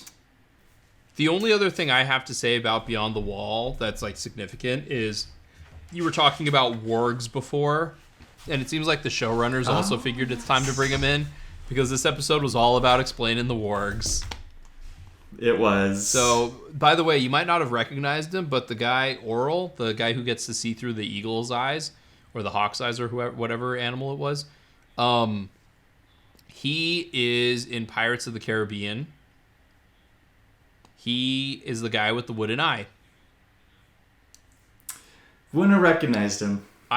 His name is Mackenzie Crook, and I do recognize him. He was also in the UK Office. But he's been in a lot of stuff, and like anytime I see him, I'm like, is that Mackenzie Crook? And I look in the credits, and I was like, oh yeah, there he is. Okay, cool. So it is. It's Pirates guy. It's Pirates Eye guy. So he's fun. Yes, he is great in those movies. I remember the fork getting into the eye. Ugh. You should watch it again now. It looks so fake. Oh yeah, I know. It's for comedic effect. Yeah. They're trying to do a Tom and Jerry movie with real life in some scenes. That's the scenes in Blackwater were like that. Guy's half of his head gets chopped off, and I was like, what? I half expected to like float in the air for 5 seconds and then look down and fall. So that's really what happens when an anvil gets dropped on somebody. Okay. It's just a great. Where's the animated smoke? Oh, this is animated blood. Oh, ouch. All right. The Love Actually kid is in this episode. Yeah. Did you have anything to say from Beyond the Wall? Oh, sorry. No. Cool. Yeah, Love Actually kid. He is in it. I never. Jojen Reed and Mirror Reed are back. They are. I was about to say your boys. So Thomas Brody Sangster is in a bunch of stuff, but yes, he is most famous for a lot of people of our age for being Liam Neeson's adopted son in or stepson in Love Actually, and he's appeared in a bunch of stuff for a younger generation. He's the voice of Ferb in Phineas and Ferb. He was in Maze Runner. What? He was in Maze Runner. Yes, he was in Maze Runner. So it's always fun to see Thomas Brody Sangster. He's also in Queen's Gambit. He's really good in that one too. He puts on a fake Western accent, I think, but he's fun. He's always fun. He's supposed to have green eyes, though. So was Harry in Harry Potter. But I have my mother's eyes. Yes, my mother's green eyes, but mine are blue. Yeah. The 2010s, I mean, could they do like contact lens? I mean, I don't know. This is stuff that I out of my knowledge base. Yes, they could do film contact and things like that. They could do it for Daenerys as well. They could also go in and digitally replace his eye color in every single shot. They could do all of this stuff. They could. Huh? The contacts would be the cheapest. The digital eye replacement dark eyes is very tedious and very intensive. Yeah. And your money And is expensive. best spent elsewhere if you don't absolutely. Yes. I know, but he had bright green eyes. Is that a trait that with was cool. wargs? Is that they all have the same eye color? He's not a warg. Well, his eyes are moss green, so they're kind of that sort of bright green. That's right. He doesn't. That's right. He's not a warg. Bran is a warg, but Jojen can see the future, but they're weird prophecies, and they're very cryptic. So he's the one who said that, an ocean will drown Winterfell, and it was because the Greyjoys descended on it, or rather, a Greyjoy. a Greyjoy. Some ocean. Freaking one guy Right. with 20 men. Right. Well, you did it. Yeah. So that's his ability versus and Bran. He doesn't have all those abilities. He just has being able to be a warg, and he sees the crow with three eyes. So I don't know. Maybe in the future in the books he can see into the future, but Jojen is the one who can.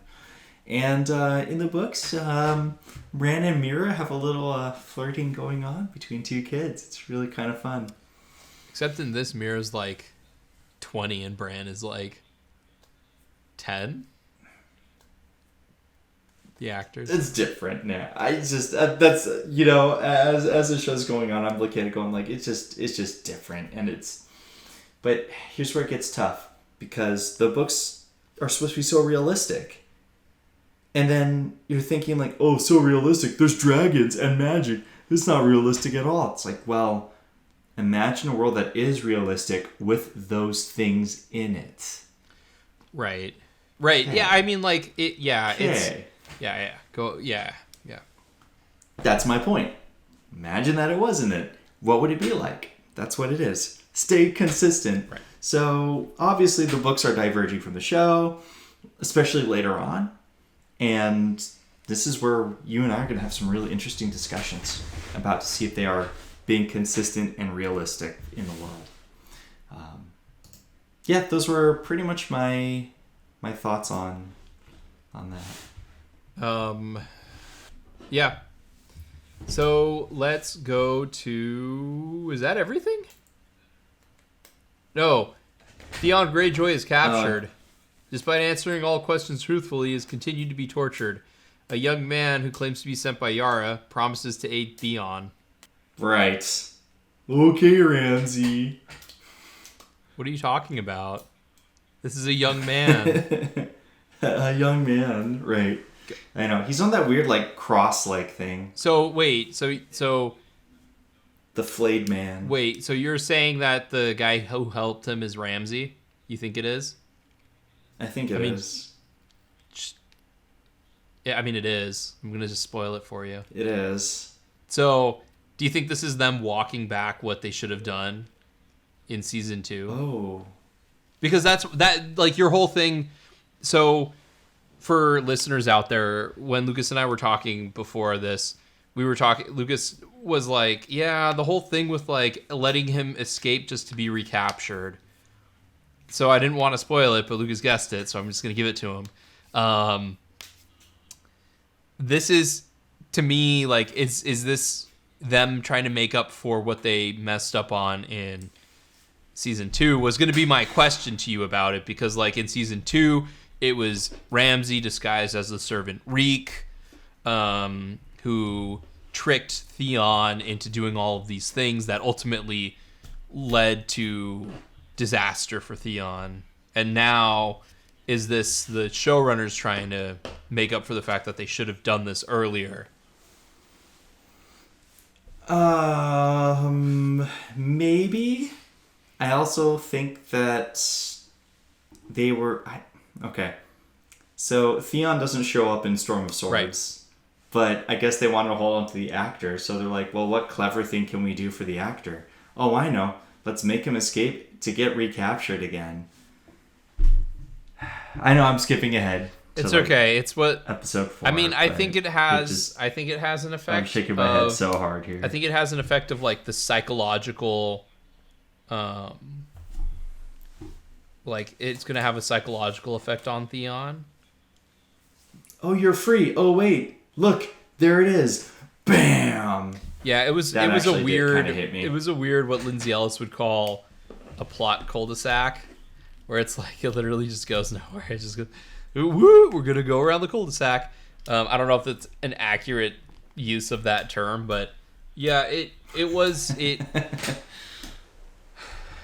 one thing I will say is like the actor who plays as Theon Greyjoy, Alfie Allen, is like he's so good. It's such a shame because he's so good, and especially like in the next couple episodes, it's just very like I think people see him as like the annoying, prideful character, and really, it takes a lot of commitment to go that hard in some of these scenes that are just so raw. Like it's really tough. On top of that, he's definitely showed us his cock a couple times, so you know there's that too. Like there is that, but the acting was just really, really intense. Yeah, it's so punishing. It's like, oh my god. I mean, we're watching Saw here, but with like a really good actor who could really make you feel his anguish and his pain. Hey, Carrie Elwes was like, in Saw. Okay, so that's true. The first Saw was really good. Okay. But when he looked down at his foot to see whatever the heck was going on to his foot, I don't want to know. But when he was looking down to see, he just like hit this. The fear in his eyes, it was real, man. He's like, well, I'm telling you, no. It's just like his eyes bugged out. It's like, oh, I don't really like that at all. So I don't like torture scenes at all. I really don't. Of course, I'm gonna watch it though, right? Like. We have the commitment to watch the show. So, of course, I'm going to watch it. But just... Well, one thing is, like, in the behind the episode, like, I appreciate that the writers did was... there were, like, a lot of times in torture scenes, you know, you see the people and, like, you want them to give up the truth. And, like, what I liked about George's writing, I was like, oh, my God, these guys... But they're like, but it's true. What was really compelling was, like, it didn't matter what he said. He was just going to keep getting tortured. Because that's how physical torture works. It doesn't... I think it's, like, very rarely ever given true information. How do you know what's true? You know, it's like, you know, like, who sent you? Like, freaking, you know, Jabba the Hutt, Mother Goose. Like, who knows if it's true? So what's the point then of torturing? Like, you don't even know if it's true or not. Oh, you get some information? All right, let's vet his information. In the meantime, put him in the slammer. But I think, like, it's... I don't know. I think it's, like... They've done like, studies that show that, like, physical torture does the opposite of what they think it does. doesn't reveal truth. Just people go way past it. Just anyway. So I thought that was very accurate. Yeah, same. It's just really good.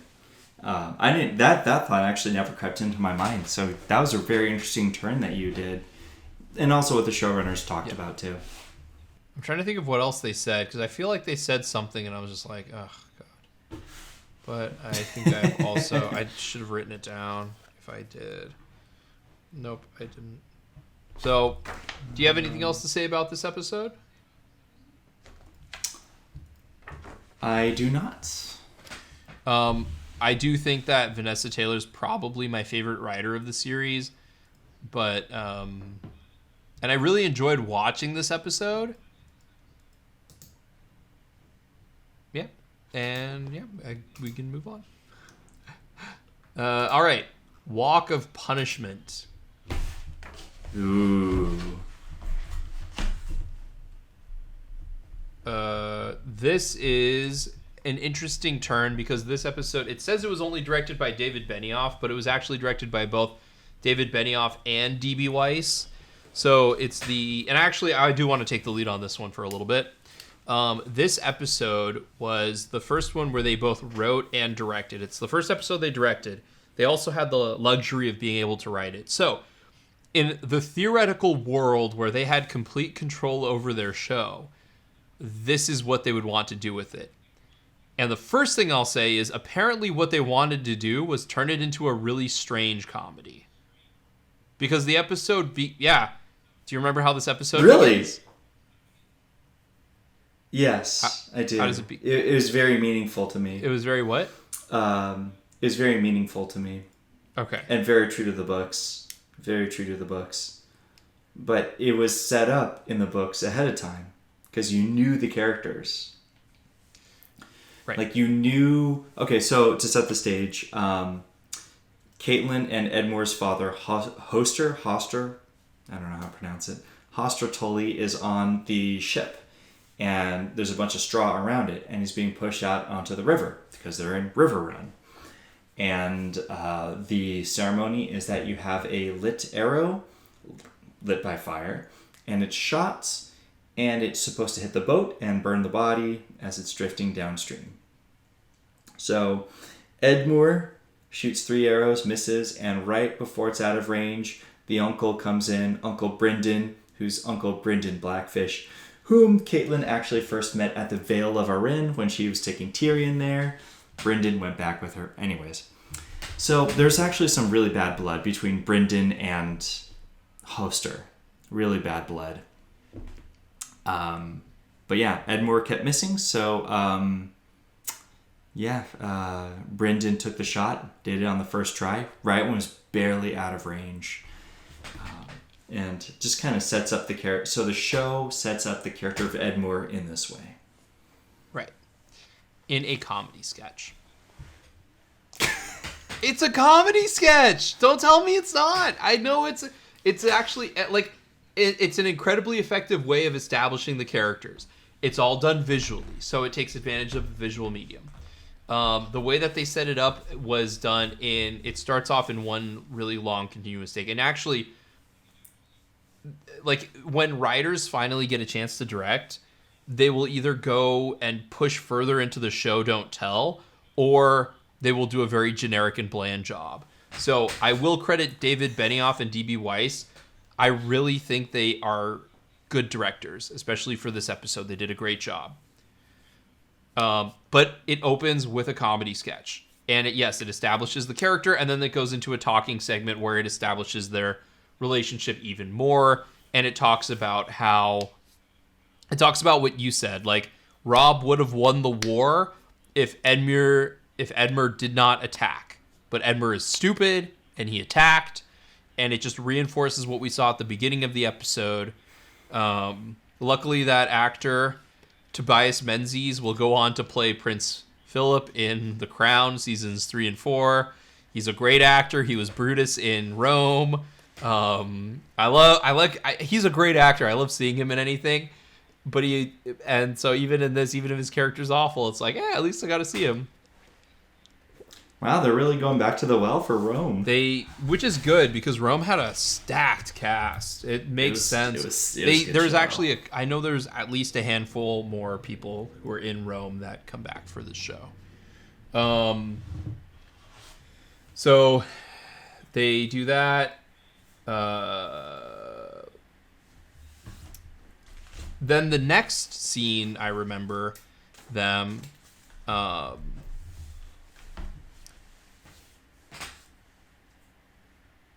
And then just quickly to finish out that section, Talisa tends to Tywin's nephews, who Edmure captured, and Robb is like, "Do you think they care? Look at what he's done when we captured one of his sons. Do you think he really gives anything about his nephews?" But the next scene is another comedy scene. Again, you're kidding. A very effective comedy scene. We go to King's Landing, and people enter a room, and Tywin is standing, and I guess that's supposed to mean something. That's right.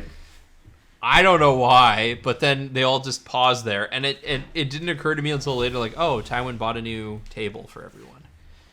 So Tywin's standing there, and then it's a Peter Baelish. Peter Baelish does the most TV Peter Baelish thing ever and cuts everyone off to sit next to Tywin, which I guess is supposed to be like, do you think the Peter Baelish in the book would have done that?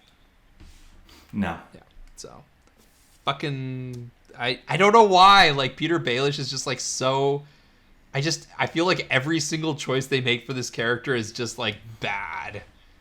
Whatever. It was in that moment, I think, that it was in that moment where I thought the Peter Baelish from the books could take down Peter Baelish from the show, like without lifting his middle finger. No, without lifting his middle finger. So then Varys sits next to Middlefinger, who especially this season, Varys went from like a calculated, like very, very cunning chess master. In this season so far, he's been like comedy relief in the way that he's like moving and like what's going on with his face at any given time. I'm like, what happened? A little bit, yeah. Because Peter Baelish is actually the chess master. Okay. Varys seems like he should be, like, because he's connected with everyone and he has all the information. And then so Pycelle sits down next, and Tyrion's doing his thing where he's like observing and trying to see what happens. Cersei enters, grabs a chair. This is why it's a comedy scene. Like, everyone's topping each other, one-upping them, and like, what are you gonna? You're gonna laugh. So Cersei comes, grabs her chair, and puts it next to Tywin, and then Tyrion makes this really big, dramatic, like, I'm gonna take forever to drag my chair here, and so then it's revealed that Peter Baelish is going to go to marry Caitlyn's creepy sister, who has her 10-year-old still being milked by her. No Liza. No, in the Eyrie. And Tyrion is promoted to Master of Coin, to which he says, I've always been good at spending it, but not good at managing it. So Tywin being a jerk again. Tyrion goes to... This is also the episode I realized that my favorite couple in the show is Tyrion and Bronn. But they go and they start looking over the power couple, the accounts, and while they're doing that, the Tyrion's squire, what's his name? I was Podrick Payne. Podrick what? He's 10 in the books. He's what? 10. So Tyrion buys his 10-year-old squire like 4 prostitutes. That scene was not in the books. Dude, really? Because it's like the most like... Really? It's like all boobs, all trying to be like seductive. So, yeah, coming from that previous episode where the women of the show really took the forefront to this episode is quite a... let's just say it was a shock of cold water. That's an understatement. Yeah, you're right. No, now that I think of it, like, I mean, I know that they, again, like, I think if you asked D.B. Weiss and David Benioff, like, are you guys sexist? They would say, we're not. We love women. We love female characters. We like developed female characters.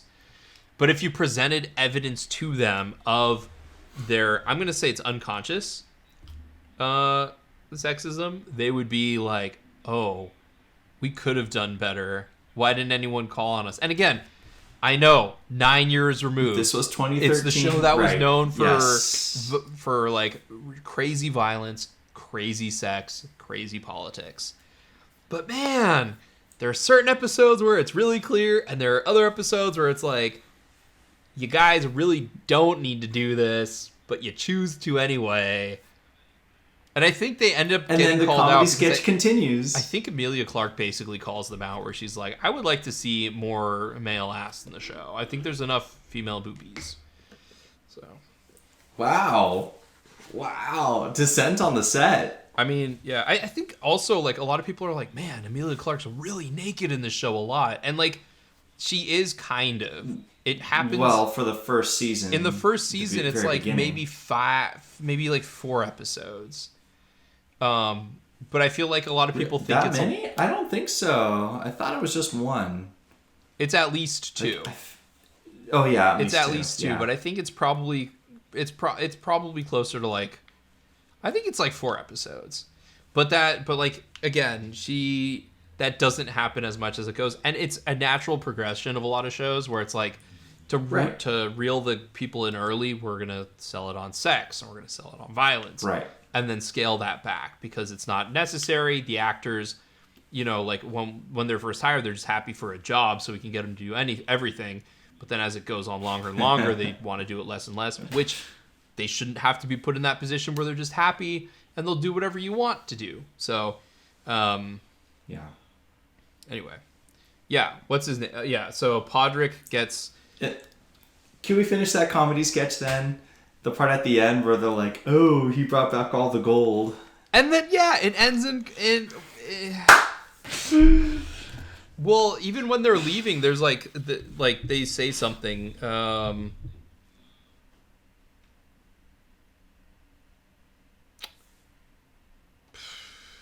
Yeah. I think even like before that, like they're saying something about like I don't know, Bronn makes some sort of witty comment, and I was just like, Tyrion and Bronn are the best couple. They're my favorite couple. It was a Lannister pays his debts, and of course they're trying to play up. Okay, so here we go. Problem. Yeah. Right. You saved my life, Pod, so therefore I owe you a debt. And the debt that the show Tyrion could think of to repay him is by giving him women and whores. And it kind of plays into Tywin's fantasy of Tyrion. Like, oh, all you care about is whores. But that's not Tyrion's character one bit, maybe from the books. And I felt like his character in the show is sort of taking that step too. Because he's with Shay. And they have this pretty special relationship. So I don't know, but he did get whores for Joffrey in the book as well. Maybe he thinks that is, well, in the show he did, but I'm thinking show Tyrion. Maybe that's what he thinks. That was my first guess. Was like, oh yeah, do that. Like, like, oh, I'm gonna do. Maybe you can think of it as like he wants to do to like as a reward. Do what Jaime did as a favor to Tyrion for his birthday. Maybe he just sees that as like, this is the ultimate gift that one can give. It also gives the showrunners more of an excuse to show boobies. So it does. Low-hanging fruit. Yeah. But they kind of, they didn't need the scene in there, obviously. It doesn't add anything to the story. It makes it for funny.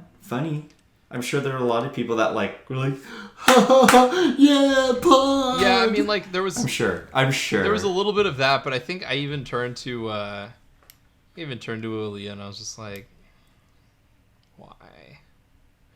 I don't know. Like there's a way to do it tastefully, and then there's just like There's that.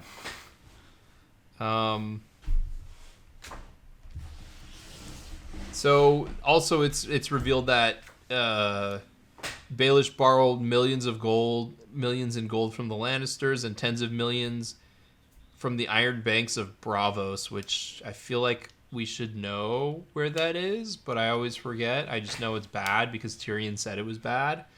And now he needs to find a way to balance the books, and also Peter Baelish has been skimming money. He's been cooking the books. That's the other thing. They don't talk about that really in the Wikipedia synopsis, but I remember that was a big thing of like, well, how does this happen? And Bronn's like, you just write numbers.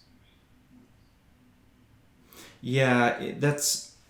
So, when Tyrion's Master of Coin, he's going through the books and he says, this is really hard to follow.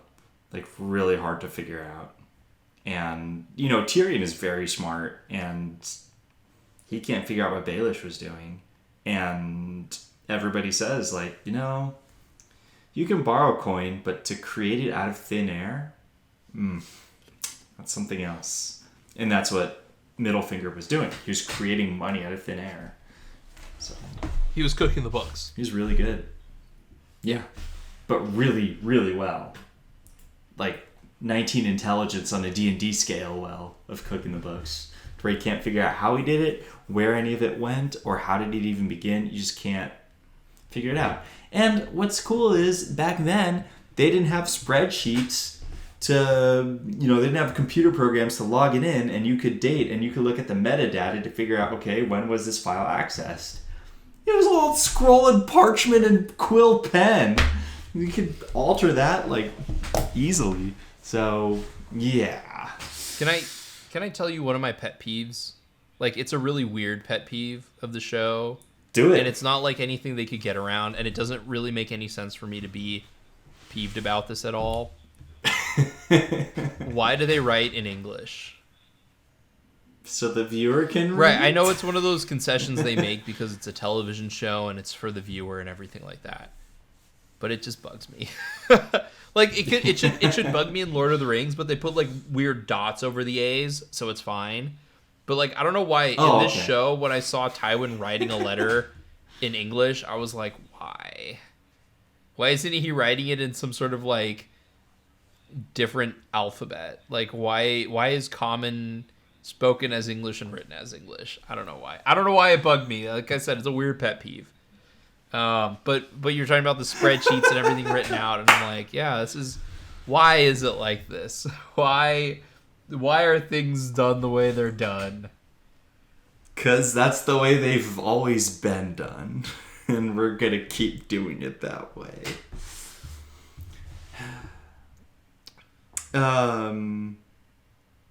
Do you want to move on to?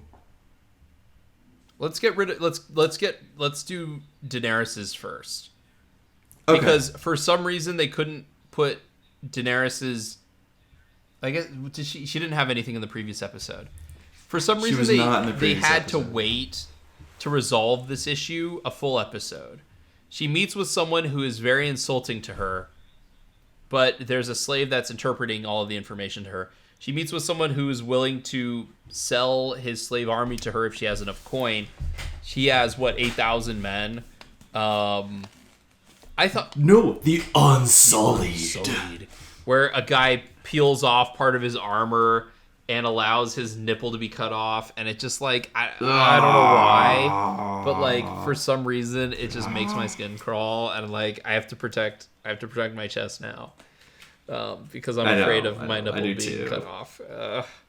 But it's this big thing where it's they have it in this episode, and I almost wish they just waited to have it all happen next episode. Begin this bookend the episode. Begin the next episode with her talking to the people about this amazing army he has.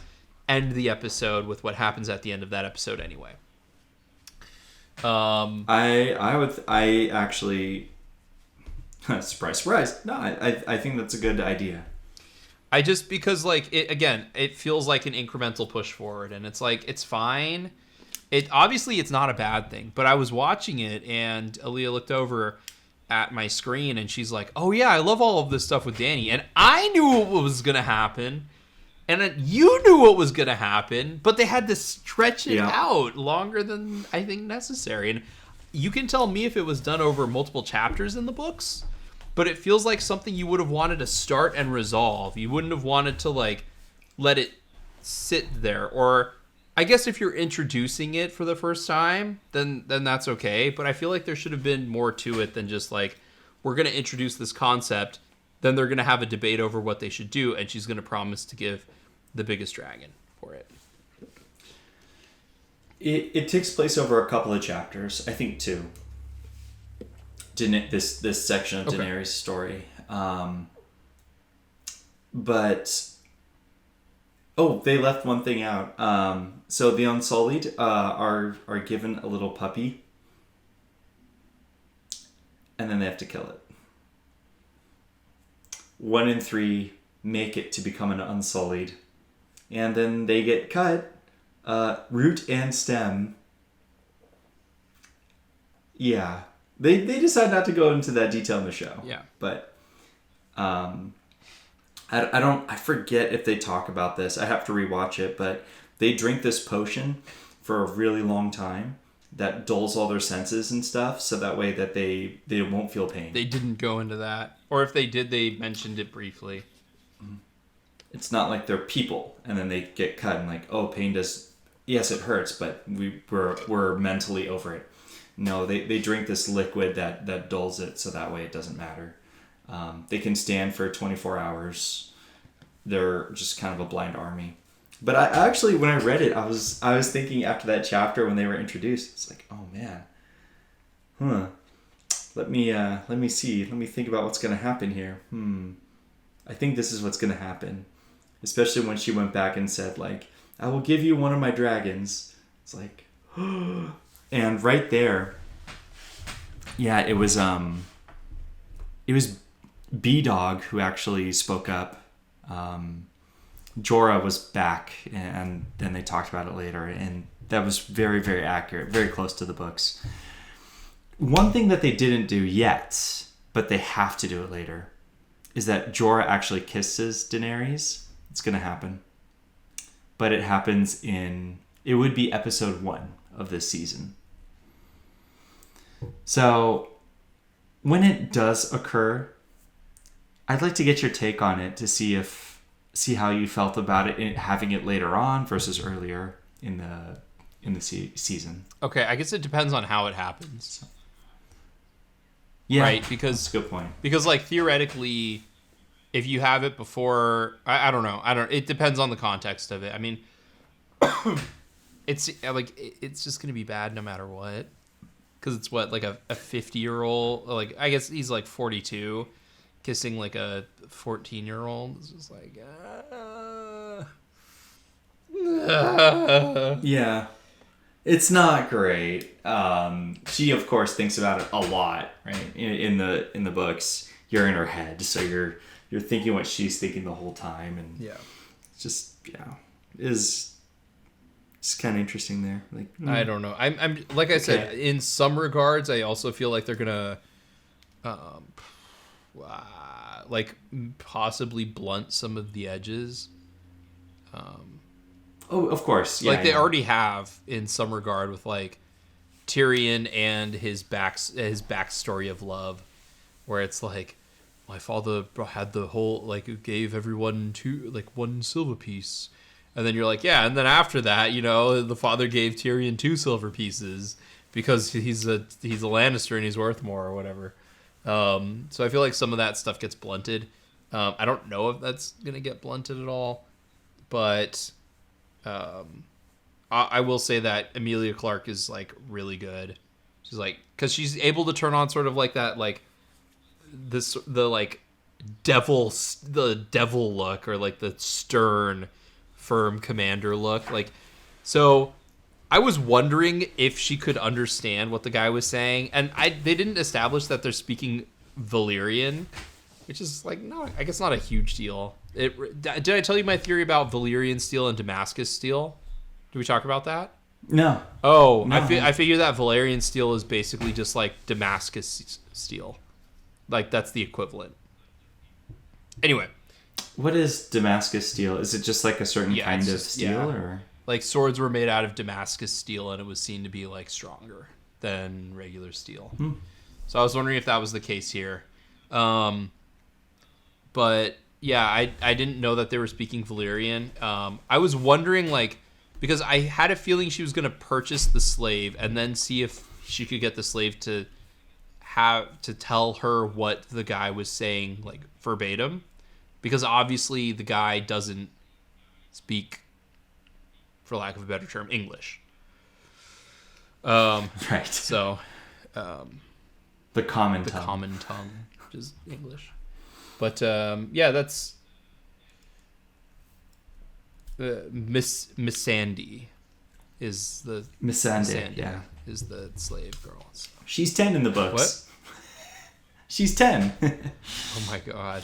So they changed her character quite a bit. I think they also started getting tired of, like, we have to have child actors. Forget it. We're not going to have child actors anymore. Yeah. Because, like, I'm sure shooting around Maisie Williams, Sophie Turner, and I don't remember who plays as Bran. I'm a terrible person. But, like, shooting around all of those actors must have been just a nightmare. Yeah. Right, you have the story that they're trying to tell, and then you have the real life constraints to tell it. So I wonder if that also plays a role into Sansa's story. But anyway, should we move on somewhere else? Yes. As we travel across the narrow sea. Where to? Let's go beyond the wall to Craster's Keep. Okay. So they find all the decapitated horses in a spiral. Very cool visually. Again, like D.B. Weiss and David Benioff have a lot of really great visuals. They do a lot of good visual storytelling. And then they talk about climbing the wall. And then the remaining watchmen go to Craster's Keep. And a boy is born. And they went back to Craster's Keep for some reason. And I was just like, why? I was like, please kill this guy. Which luckily, because something happens in the next episode that's in line with that. But I was just like, why are they going back here? They're back there because he's friend of the Night's Watch. And they're all hungry, starving, and dead. You don't really get this from the show, but they're coming away from the Fist of the First Men after they were attacked. They just had to walk so far just to get there. They're all tired, hungry, cold. It's just rough. And so they're in Craster's Keep like, oh my gosh, he has pigs. He's hiding his real food from us. He has ale down there too. Yeah, he's just trying to hide it from us. That jerk. We outnumber him. We could take him. That's something they do. They establish it in the next episode, but I feel like they do a bad job of establishing in this episode. And again, like, a lot of work initially goes a long way further on.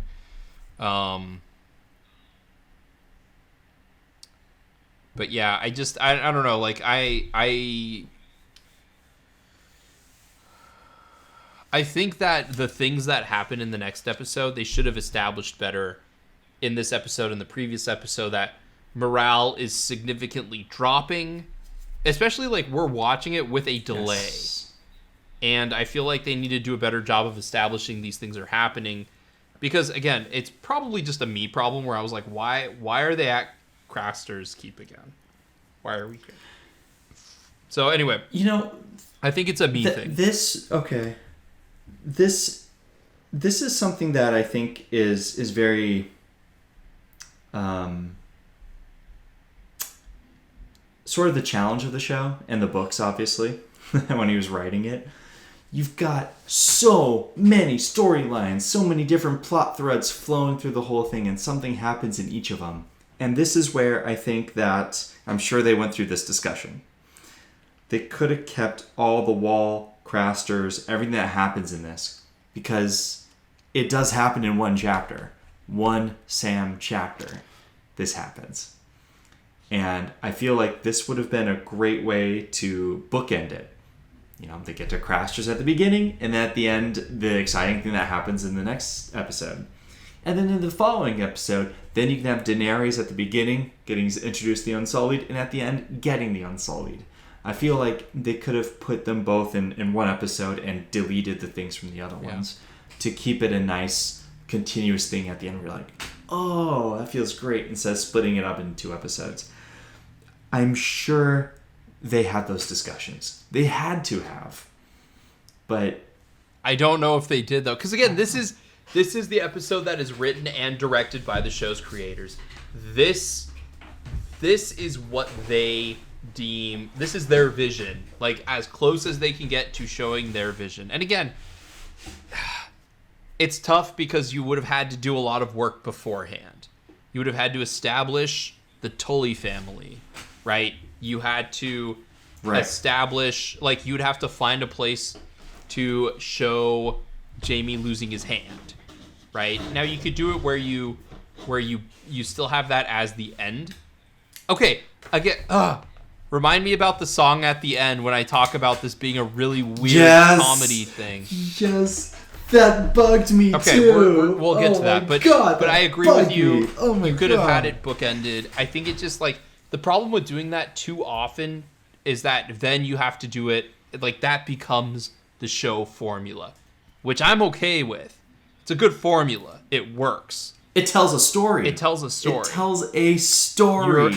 You're advancing the plot in a significant way where it's not just, like, little pieces. And again, granted, there is a lot that happens in every episode. Like, Davos' storyline to this point was completely resolved in the first episode.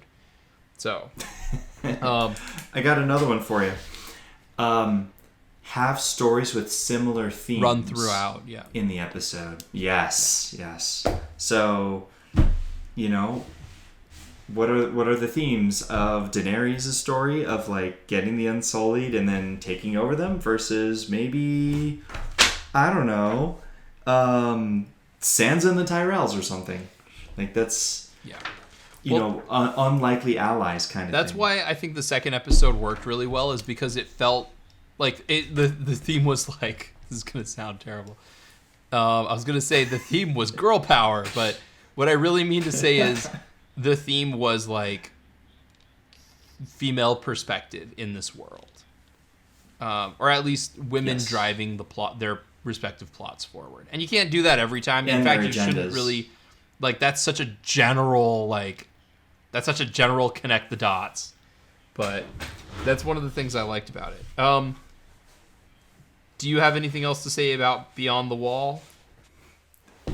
I was super shocked when I read that in the books. It was like a slap to my face. Like, when what happens in the next episode happens? Slap. Oh, yes. It happens in the next episode. Yeah. Right. Thank you. Dragonstone, for some reason, Melisandre is going to sail somewhere, and Stannis is like, you're hot and I want you. I want to put a baby in you. And she's like, I want a son. No, you ain't strong enough, dude. What? I want a son. You ain't strong enough.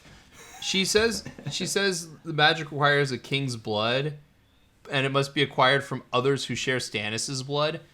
What that makes me think is, I'm probably on the wrong track here, but it makes me think that Stannis is going to kill one of his kids and offer that kid to the god to get power. Ooh. The other Storm option... of Swords is different. What?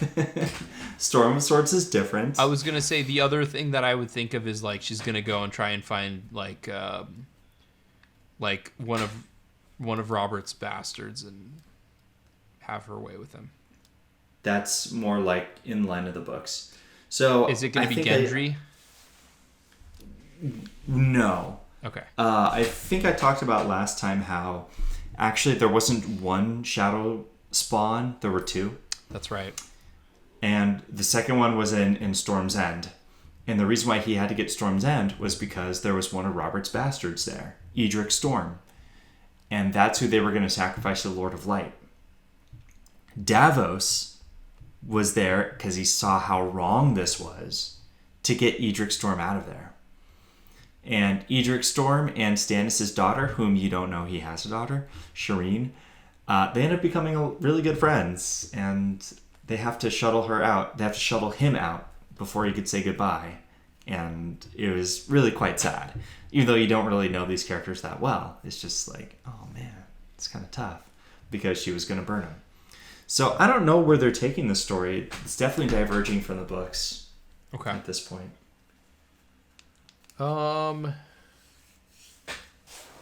In the north, Theon rides east to Yara and Deepwood Mott. No, Deepwood Mott. However, he's overtaken by captors. Oh, God. That's right. The Deliverance. Oh my God. I forgot how... Oh, my God. Forgot about this. Yeah, I forgot about this. I didn't realize this happened this episode. Right. This is the creators of the show putting this scene in there. They pull Theon's pants down, and I was like, good Lord. This is what people mean when they say this show's freaking brutal. They're about to rape. Why is there so much rape in this episode? Like, so much almost rape in this episode. Yeah. Like, what is wrong with you guys? But they're about to do something bad, and then all of a sudden a mysterious character comes in and kills all of the captors and is like, follow me, and that's Theon's story. Yeah, okay. And of course we'll see where it goes with this, but he's killing his own men. Just saying. Like, but you're not supposed to know that. I know. You're not supposed to know that yet. But yeah, then they're like, it's yeah. Yeah. So then, is this where Arya and company say goodbye to Hot Pie? Yes, they have a trial. This is what I liked about this episode. They pull off the hood off of the Hound, and he sees the fire, and I remember what you said. Like, this is the actor doing his job. Yes. He reacts to the fire. And then there's a trial, and they're like, you're a murderer. And he's like, in what way? They're like, oh, well, you killed all of the children of the Targaryens. The Targaryen children. Rhaegar's. He's like, no, that was my brother. You can prosecute me for my brother's crime, but that was him. That was not me. Well, you did this. No, I did not do that. And then Arya's like, oh, but you killed my friend. Yeah, I killed him because he attacked the king. He didn't attack the king. I did. You're right. I should have killed you. I'm sorry. I followed the orders of my king, or of my prince. It's what I was supposed to do. Does that put me to death? If so, put me to death. And I was like, God. Like, I don't know. I like the Hound. I appreciate him. Well, I like that it was such a callback from the first season. Yeah. With Micah. I forgot why she didn't like the Hound, too. Because I know, again, I know Sansa likes, or they should be buddies. The Hound and Sansa should be buddies. Yeah, but Arya and the Hound are not buddies. Because, the Hound rode him down, rode down the poor butcher's boy, Micah. Right. And, we'll talk about this at the end of the season. Maybe our next podcast we'll talk about it, but end of Storm of Swords felt like such a good bookend from Game of Thrones. I felt like a lot of the storylines from Game of Thrones comes back in Storm of Swords, and a lot of this stuff gets kind of tied off, resolved. This is definitely one of those things that is getting resolved. So, and then from what you told me about his original plans was to do a gap. Yeah. And this is where it makes a lot of sense, because a lot of these plot threads are being tied up. Obviously, you don't know how this one's going to work out yet, but it seems like a lot of stuff from the beginning are coming back. Yeah. And I guess we'll talk about it more at the end, but the fact that Barristan Selmy is introduced at the end of A Storm of Swords is like, oh, I can see why you jumped 5 years ahead, and Barristan Selmy is has been guiding Daenerys in how to be a queen and a conqueror and all of this stuff. But anyway, so yeah, Hot Pie is going to stay with the Brotherhood and act as a cook. And it was a great scene, and I loved it, and I was so sad to see him go, even though if it weren't for you, I probably wouldn't care about him. I put goodbye character who is underdeveloped, a.k.a. Hot Pie. Because love you, Hot Pie. Everyone loves Hot Pie. I would not have known who Hot Pie was if we didn't do this podcast. I did like that scene, though, where he gives it the wolf, and I was like, oh, it's a dire wolf. And he's like, what is this thing? It's like, it's a wolf. And then Gendry's like looking at it and he's like, yeah, I could see. Like, and she's like, oh, this is the tail. And they start eating it. Yeah, this actually is good. And he's like, well, yeah, I know. I'm the best at making these pies. I was like, I like that part too. Just like, it's good. Like, well, yeah. Yeah, why wouldn't it be? Hot Pie. Like, why doubt me? Like, come on. There's a reason they're keeping me on as cook here. So, is that the last we see of Hot Pie?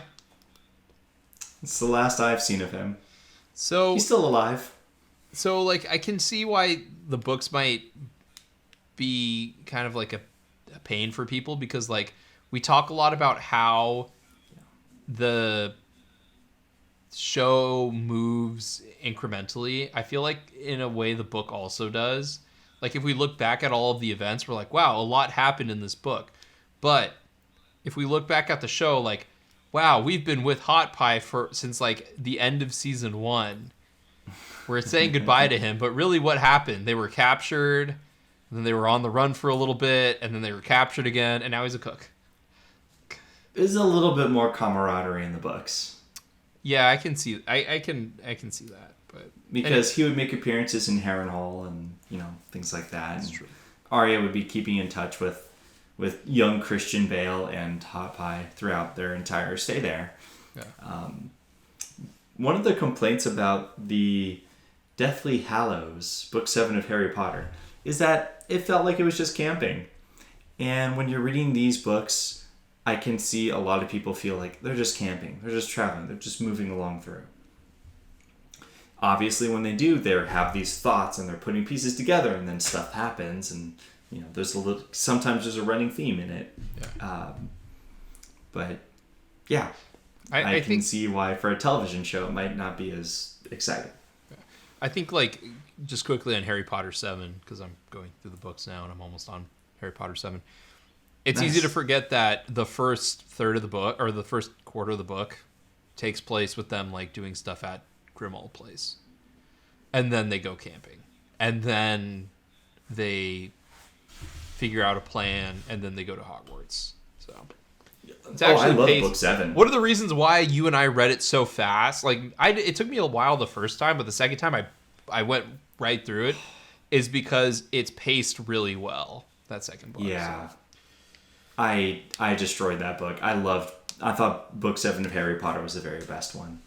Yeah, it's funny. A lot of the people who I talk to, I think, like, they're like, I didn't like Book 7, and I was the same way. And then I was like, reread all of them again, and then see how fast you get through it. Tell me that you didn't like it.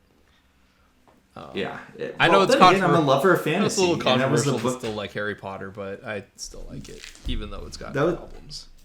That was the book that was the most like a fantasy, so I tore through it because I love fantasy. Yeah, that's true. It was most like traditional hiking fantasy. Do we only have? This. Yeah, so we have rape number 2. Almost, yeah. Did you like so basically they start talking to Brienne, and then she kind of fights them, and then they grab her. They start to do bad things to her, and Jaime says that she's, you know, from the Sapphire Isles, gets her out of the situation, starts talking his way and saying, oh, if you go with me, you know, my father will repay you, and blah, blah, blah, blah, blah, and this, and then kind of gets a little bit too into it. And also they frame his hand in a lot of the shots, and I was like, is this the moment? Because you told me about this, and I did. I've been waiting all season for this to happen. They finally get him down. He pulls out the knife. He's like, oh, your father can't get you out of anything. They bring the knife down, and then he's like, ah, and then he lifts up the stub of a hand. And then really weird music plays. But before we get into the music, did you like the way Yeah. that they did the scene, or did they telegraph it too much for you? Because I knew it was coming. I didn't think it was telegraphed. I will say it felt like Jamie was overplaying his hand too much. That's the only thing I had a problem with, and how the scene developed was like Jamie felt like he was overplaying his hand with these guys who he had already tried to bribe. So it didn't seem like it would make much sense to do it, but Jamie's not that smart anyway, so it's fine. Yeah, let me do the show first, and then I'll talk a little bit about what the novel was. So yeah, he is brought up, and I had more of a problem with that knife going into his eye than actually chopping off the hand. That knife point. Yeah, that thing went. Like it went deep. Can you tell me how they did that, Matt? Because how could you do that? Like, if that's like a knife and a sharp point going in the actor's eye, did they do anything with that? I mean, I know like we joke about like, oh, have the blade that goes in the hilt or whatever, right. like the actor's prop. But I mean, that was like pretty brutal. I don't know. I think it was the angle, because I was looking at it again for the behind the episode, and I was like, all right, it wasn't as bad as I thought. I mean, it can't be, right? They're actors. Right. They're, I mean, no, he actually lost his hand, but I'm just kidding. I'm kidding. Right. So, which leads me to another question, but go ahead. Yeah, so like I knew he was going to lose his hand, and I knew it got totally spoiled. I read the first book, and then I like waited years, and then it got spoiled. It's like, oh yeah, Jamie without his hand, ha ha ha. I was like, what? He loses his hand? Now I learned this before the TV show, so and of course it stuck with me though, because I'm like, God, it's Jamie, and then huge spoiler for me. So I was really upset about that. Like, oh man, like I already know about it. But then it was funny because I was reading the books and I was like, in book 2, there was that one scene where Caitlin looks at Brienne and says, Brienne, your sword. Yeah. I was like, oh, he's going to lose his hand right here. And actually, he was with Rob earlier and I thought, oh, he's going to lose his hand here. Nope, didn't lose his hand there. Nope, didn't lose his hand there. All of a sudden, he's fighting Brienne. Oh, he's going to lose his hand. Yes, I went this exact same route when I was watching the show. So I was actually quite entertained reading through it. And I'm glad you were too. Because I didn't want to tell you when it happened. But I didn't think they telegraphed it too much at all. I didn't think they telegraphed it. I thought it was great. When the blade sliced through the hand, you saw the hand twitch a little bit. Yeah. Like, oh. And then he looked at it, just went, ah! Like, oh, great yell. Great yell. Just, that whole scene was just so good. It was really, I don't know about you, but for me it was really powerful. I mean, obviously, losing a hand is just, it's a terrible thing. Terrible thing to have happen to you, to anybody. But when you're that talented with the sword, and you're that skilled with the sword, and then it's like, now you can't hold it. It's really? Hadn't occurred to me. Okay. Unless you get one of Tyrion's contraptions. Anyway. So. Could I talk about the books first and then this ending song? Yeah, talk about the books and then let me make a quick comment. So, yes. In Hackmaster, there's a lot of talks of, like, hands getting chopped off. I was wondering if it was just a Star Wars reference or if it was a reference to this. And then, like you were saying, like, he can't grip a sword with his right hand. Like, I'm sure that if Tyrion was around, he would find a way to make it so that Jaime could wield the sword with his like stump of a hand. He would create the first prosthetic hand in all of Westeros.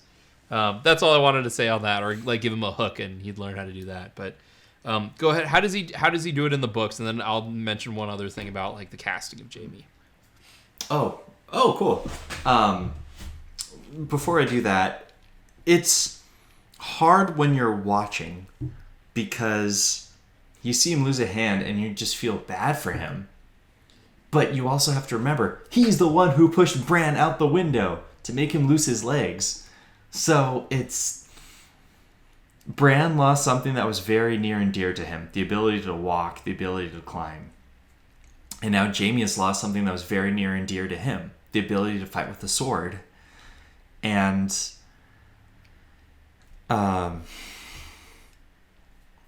it's sort of comeuppance, I guess, karma, if you will.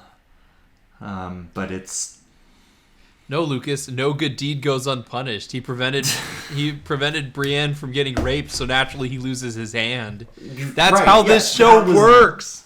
Don't you remember? No good deed goes unpunished. Right. This is definitely not something about pushing a little boy off the balcony. No, right. Not at all. No, can't be that. It's because he saved her from being raped. Of course. Of course, though, in the show and in the books, you're reading, and so you kind of know Jaime a little bit. And when this happens, it's really sad. But he's not a good guy. He's the bad guy. He's working for the other side. And this is where it makes it kind of complicated, because I felt bad when he lost his hand. Just so bad. And how'd you feel? So, I don't think... Maybe this is foolish of me.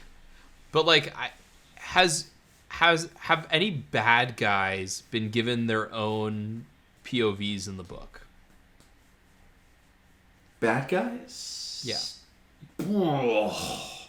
That's one thing about these that are very interesting, is that villains. It's hard to figure out who the villains are. So, that's there are some that we would look at, especially from the show's perspective. Like, you don't get a Peter Baelish. You do not. You don't get a Peter Baelish POV. You don't get a Tywin POV. You don't get a You don't get Theon. You get Theon, but is Theon a villain, or is he just a tragic character?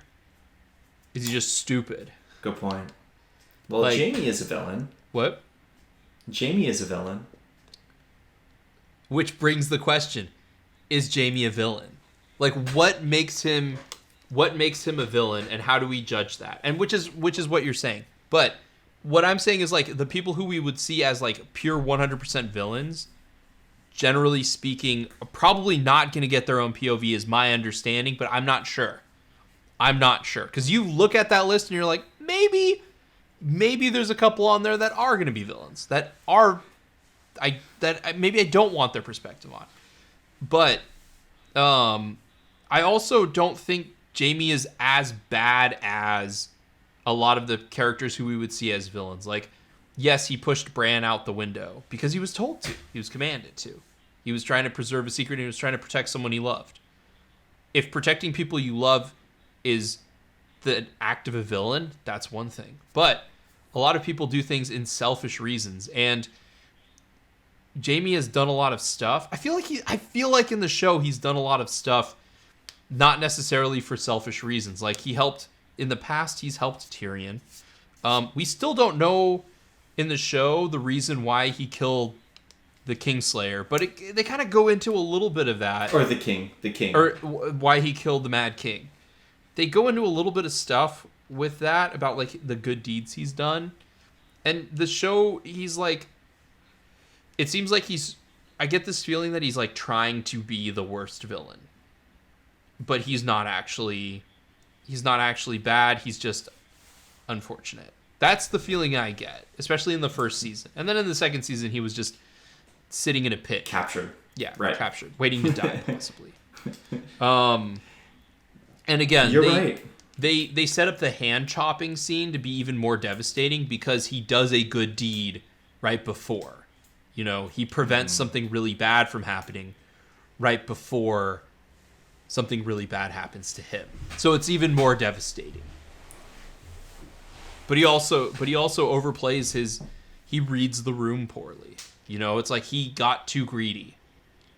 He saved Brienne and he should have left it at that, but then he's like, oh, my father can get you and this and that, and all you care about is money. And it's like, I think these guys don't care about money anymore. So you don't really know what they care about. And I think that's good. Like, the show, I don't know what they care about. I just know that there's some mean-looking guys. Right. They actually have a name. They're a sellsword company. So sellswords are mercenaries. Yeah. In the books, they've got different names for things. Actors are called mummers. mercenaries are called sellswords. And this is a company of sellswords called the Brave Companions. I think they're called that in the show. In the books, that's what they're called. But they call them the Bloody Mummers because that's like a derogatory name for that sellsword company. But actually, Rorge and Biter are members of this. They were two of the three people captured. One of them was Jack and Hagar, one was Biter, one was Rorge. And Biter and Rorge ended up joining the Brave Companions. Yeah. So, yeah, they're there with them.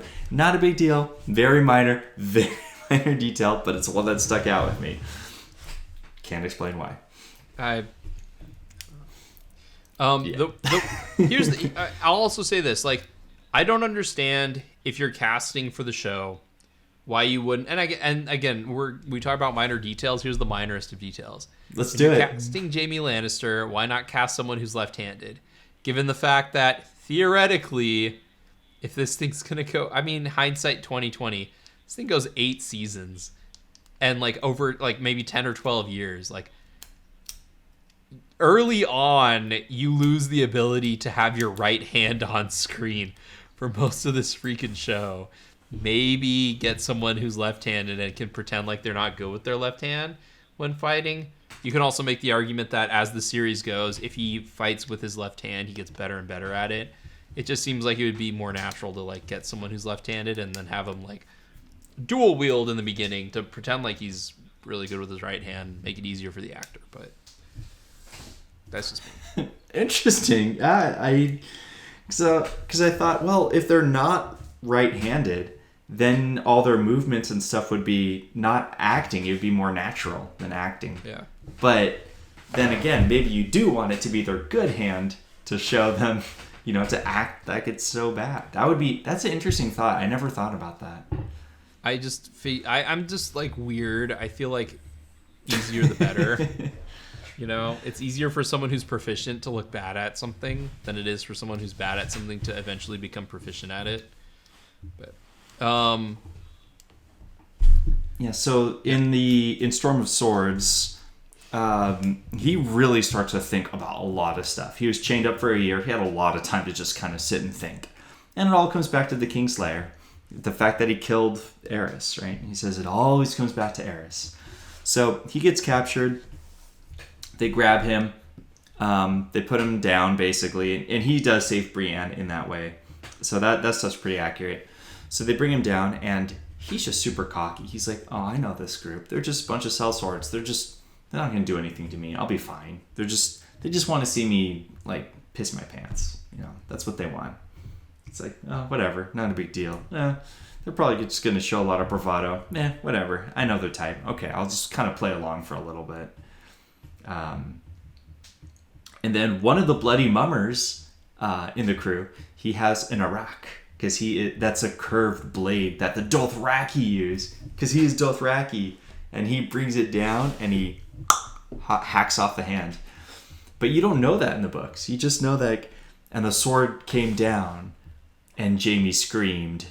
And that was like the end of the chapter. And you're like, what happened to him? What happened? What happened? And the very next Jaime chapter, he has his hand like hanging around his neck. And his hand where it was burning. And he's like, it still burns. And then you're just like, oh, that's what happened to him. Oh my gosh. So as an author, you can hide these things. The reader doesn't know what happens. You can hide your hand really well. Literally. Really well. You can as a filmmaker too, but you can. It's a lot more graphic to see that image. I thought that was a good choice. Instead of hiding what happened to him, I think showing it was a really, really good choice. So it was a little bit different. He felt like they were trying to scare him and he wasn't going to be scared. But in the show, it's a little bit different. Yeah. It had been predetermined by the leader of the Bloody Mummers to get that hand off. So that was predetermined. Not in the moment where he does it. Obviously, in the show, the new character, Locke, does it instead of having somebody else do it. Because in the books, again, I feel like the books are very colorful. The characters are very colorful, and they have a lot of personality. In the books, his name is Vargo Hoat. Hoat the goat. Hello, King Flair. It's me. You are my captive. And he's got like a heavy lisp. Oh my god! And God. when you read it in the books, he spells out the lisp as he's talking. King Flair. And it cracked me up when I read it. I was like, oh my god, Vargo, this is so funny. There's so much character in this guy. Yes, you are my captive. And I lost it when I read it. I was laughing so hard. I know they didn't do it for the show. I know the perfect actor that they should have gotten for it. The guy who played as the bad guy in Rogue One. Ralph Ben Mendelsohn. Oh, sure. He would have been like, if he has a lisp, then he would have been perfect for it because I think he has a natural lisp. Oh yeah, that guy. I don't know if that matches what you're thinking, but like, he's both like, he's got incredible range. He's one of those actors who can really do anything, and so I would just like. Oh yeah, just give him a huge beard that makes him look like a goat, and he's fine. Yeah, but they took out the colorful characters. They took out their. I think this is something I told you before too about it. Like maybe it's just my own weird head where I just give the characters a lot more personality and colorful and strange, strange things that they do. Maybe, but if that's the case, I mean, I know who I'm going to if I need to make my characters more interesting. Let's talk about the ending of this. Boom. Yeah. Yeah. Oh yeah, and Beric Dondarrion's back. I forgot. Was that? Wait, in this no, episode, never mind. or is Never that mind. the That's the next one? episode. Okay. All right. So Beric Dondarrion. This is what's weird about the show. This is why like the show just took a weird tonal shift because like after his arm is cut off, it's like they basically play the Benny Hill theme at the end. I know it's not the Benny Hill theme. It's another song. The Bear and the Maiden Fair. It's like, but it's just so weird. Like, why are you doing this song? And why are you doing it like this? Who thought this was a good decision? It just left a really weird taste. Like, after this, like, graphically violent scene, let's end with something that's going to make us all laugh. It's something it's a decision I would probably make, but that doesn't mean it's a good decision. Well, I think that, I think that also by making him Locke and not having a lisp and not making him larger than life is probably a show's direction where they're like, that's a little too comedic for our show. And of course, that's too comedic for the show. Really? It's They're Anyways, okay with having comedic moments, but not comedic characters.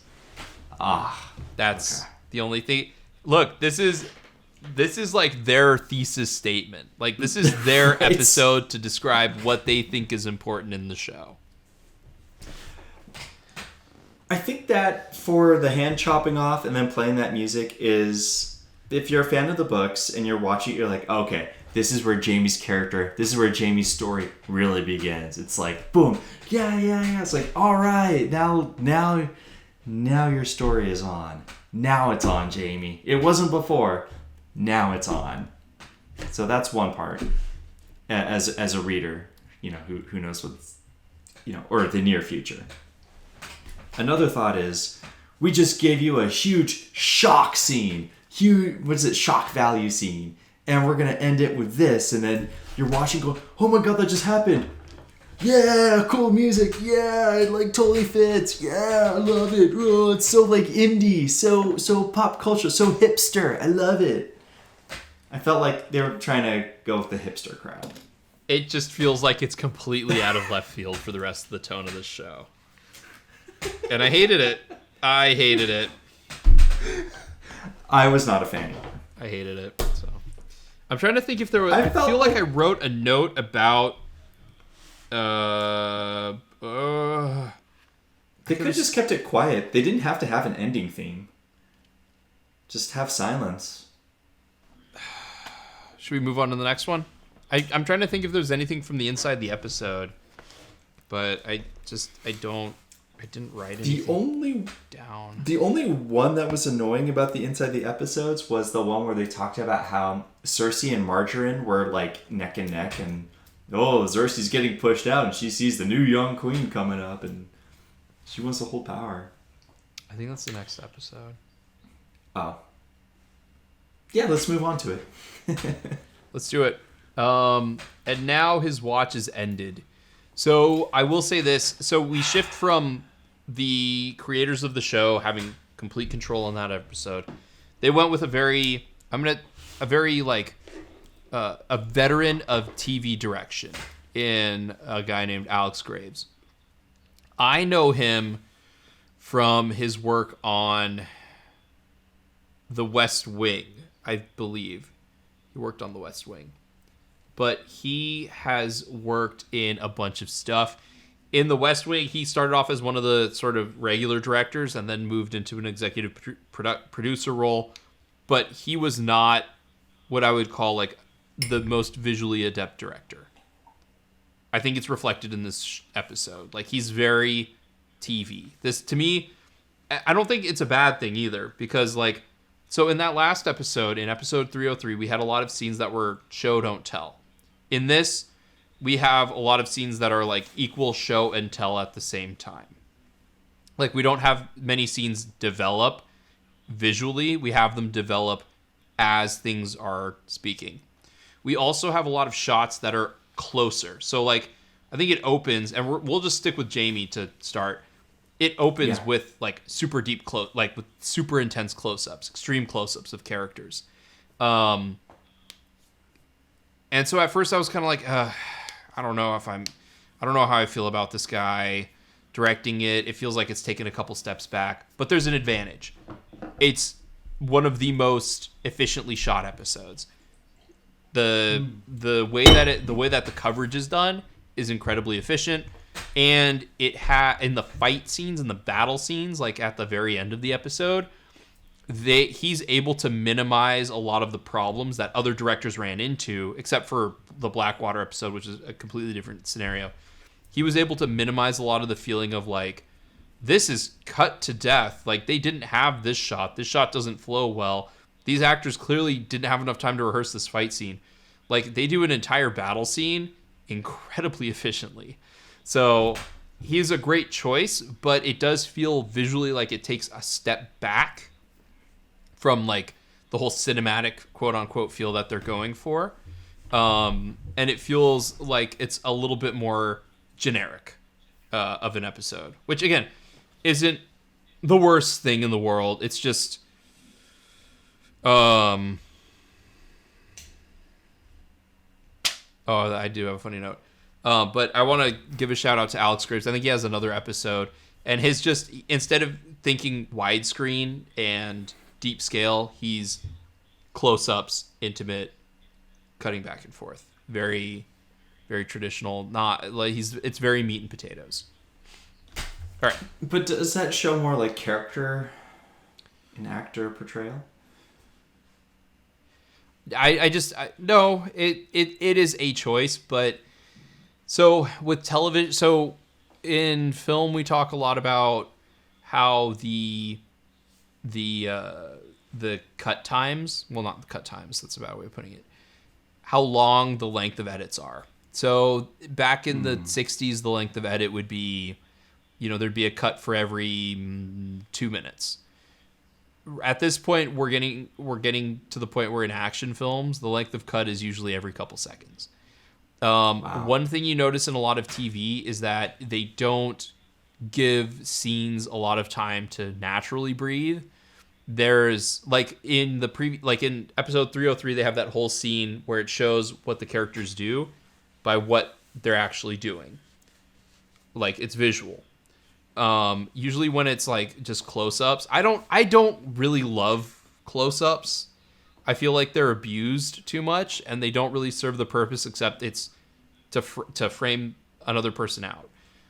Whenever you're doing a specific shot, it should have a specific purpose. And like, it is true in this case, the close-ups make it more intimate for the actors, but it's also a lot faster to shoot a scene if you do one master shot and then you just do over-the-shoulder dialogue. It's a lot faster to shoot, and then you can just cut in, and you can minimize the gaps between. So to me, anytime I see that, I just feel like it's a little bit economical. It's done more for like speeding up the process than it is for like taking an active interest in art. Even though there are a couple of artful shots, like they have the scene when Jamie is beaten after trying to fight the guys with their left hand. He's beaten and they're mocking him, and inside the shot you have Jamie's face and his right hand next to each other, and you have the dual layer of symbolism. But like I said, and like there's a couple of shots like at the end, they have the shot of the smoke, like Daenerys backlit by the sun, the smoke going over her, holding the wand, and then she lets it go. It's like, that's great. They have some shots like that, but those shots, I don't know, for whatever reason, they're not enough to stand out where I'm not like, this was shot in a way that was very much like a factory assembly. Kind of like when people complain about like Marvel movies looking very generic.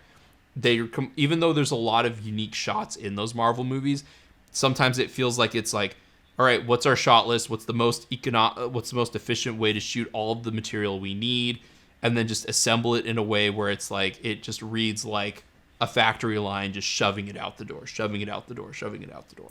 That's what I mean when I say like, and again, there's a place for that. There's something nice about a very smooth, consistent cut pattern. There's something nice about watching a show where you don't have to pay attention to the visuals. If you're just listening to the show, you get everything you need, but we have that added layer of visual storytelling. Not as significant, but it's still there if you want it there. A lot more common in television than it is in movies, because in movies you're supposed to be paying attention.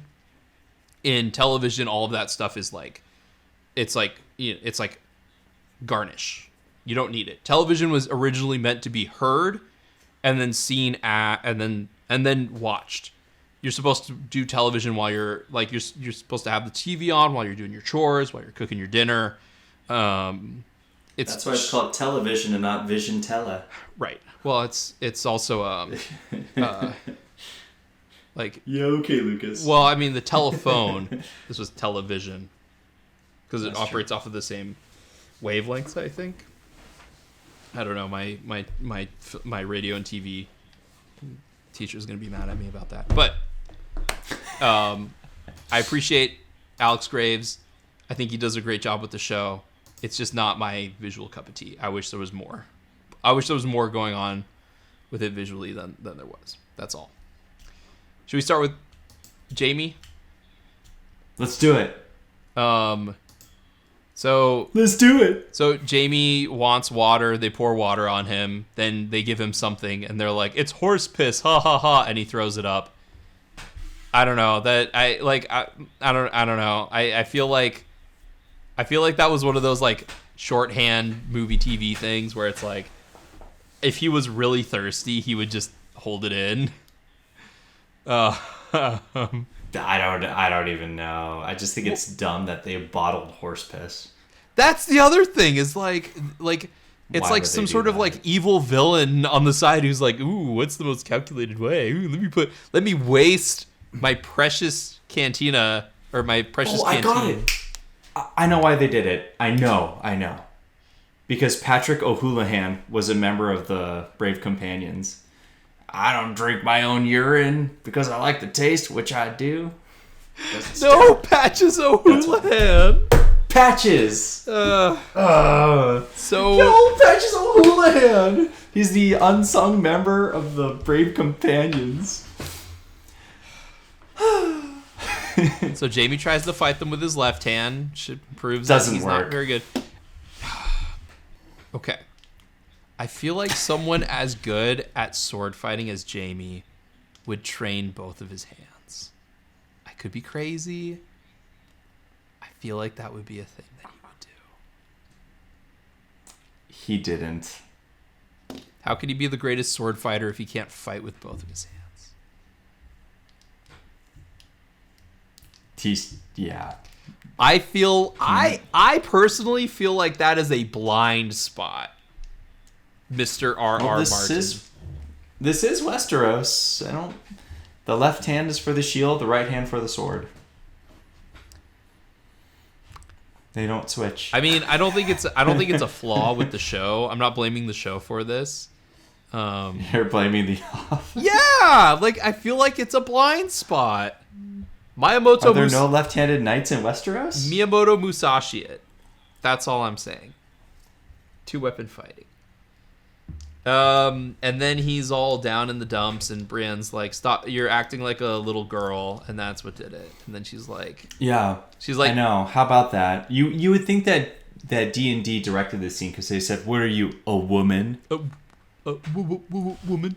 And then, Belle in Beauty and the Beast, she's like, "By the way, thank you for saving my life." And then he's like, "Shout out Doja Cat." What? Woman. Shout out Doja Cat. Oh, Doja Cat. Anyway, do you have anything to say about that? I just wanted to get Jamie out of the way quick. Yes. Yeah. Brienne calls him something worse than a woman, which it's not bad. Okay. She calls him the worst insult in all of Westeros. You're craven. No, she called him the you know what? I'm gonna live. It's spelled I'm with gonna C, right? live. Like is it spelled like Craven, like Craven, or is it spelled like Craven the Hunter? C Raven. No, she called him the C word. Yeah, I know. Now that ones are called Craven. Oh man. Oh man. But he goes through quite the change because he's like, is that all I am? Just a sword hand? Is that it? And then he's just like, you know what? No. I got to get back to Cersei. I got to just get up and fight. I got to live. He all of a sudden finds reasons to live. And those reasons are his family. And Cersei, who's his sister and also his lover. And Tyrion, his little brother, who he loves. And his little brother always looks up to him. And so he's like, That was a mean short joke. That was mean. His little brother always looks up to him. Wow. Can't believe you went there, Lucas. That was mean. You're right. I should have said younger. No, it's because Tyrion is not very tall. Right. But that's, that was part of his motivation. Yeah. And in all the Jaime chapters, Cersei's always mentioned. The very first Jaime chapter, he says, the wind in the air reminded him of, the smell of Cersei's hair or something. It's like, okay, we get it. We know what you're after. No, the wind in the air reminded him of Cersei's hair, and he felt his manhood swell. There you go. I'm writing like. I could try to talk like, next podcast I will try to talk like I am living in the world for a little bit. I'll do my best. I'll say stuff like, instead of getting them killed, I'll say they were put to the sword. Things like that. All right. That's all I got for Jaime. All right. In King's Landing, Varys. So we finally find out what happened to Varys's manhood. And I did not see that coming. He opened up the crate and all of a sudden, boom, sorcerer. I didn't see that either. I did not see that coming either. This is, to me, where Varys starts to become even more like a cartoon character. Because he's like hunched over that thing, opening it up, and then he talks to Roz, and they're like, oh yay, and they have that moment. It's like, well, how do you like? She hands him the thing, and he's like, obviously, you're going to tell me something that I'm clearly missing, and I was like, maybe Varys isn't as smart as I think he is. And then he goes to meet with Oleana,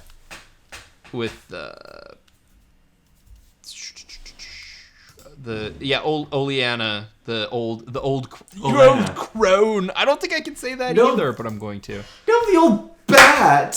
You haven't seen Downton Abbey, but Maggie Smith plays a character called the Dowager, which is like the former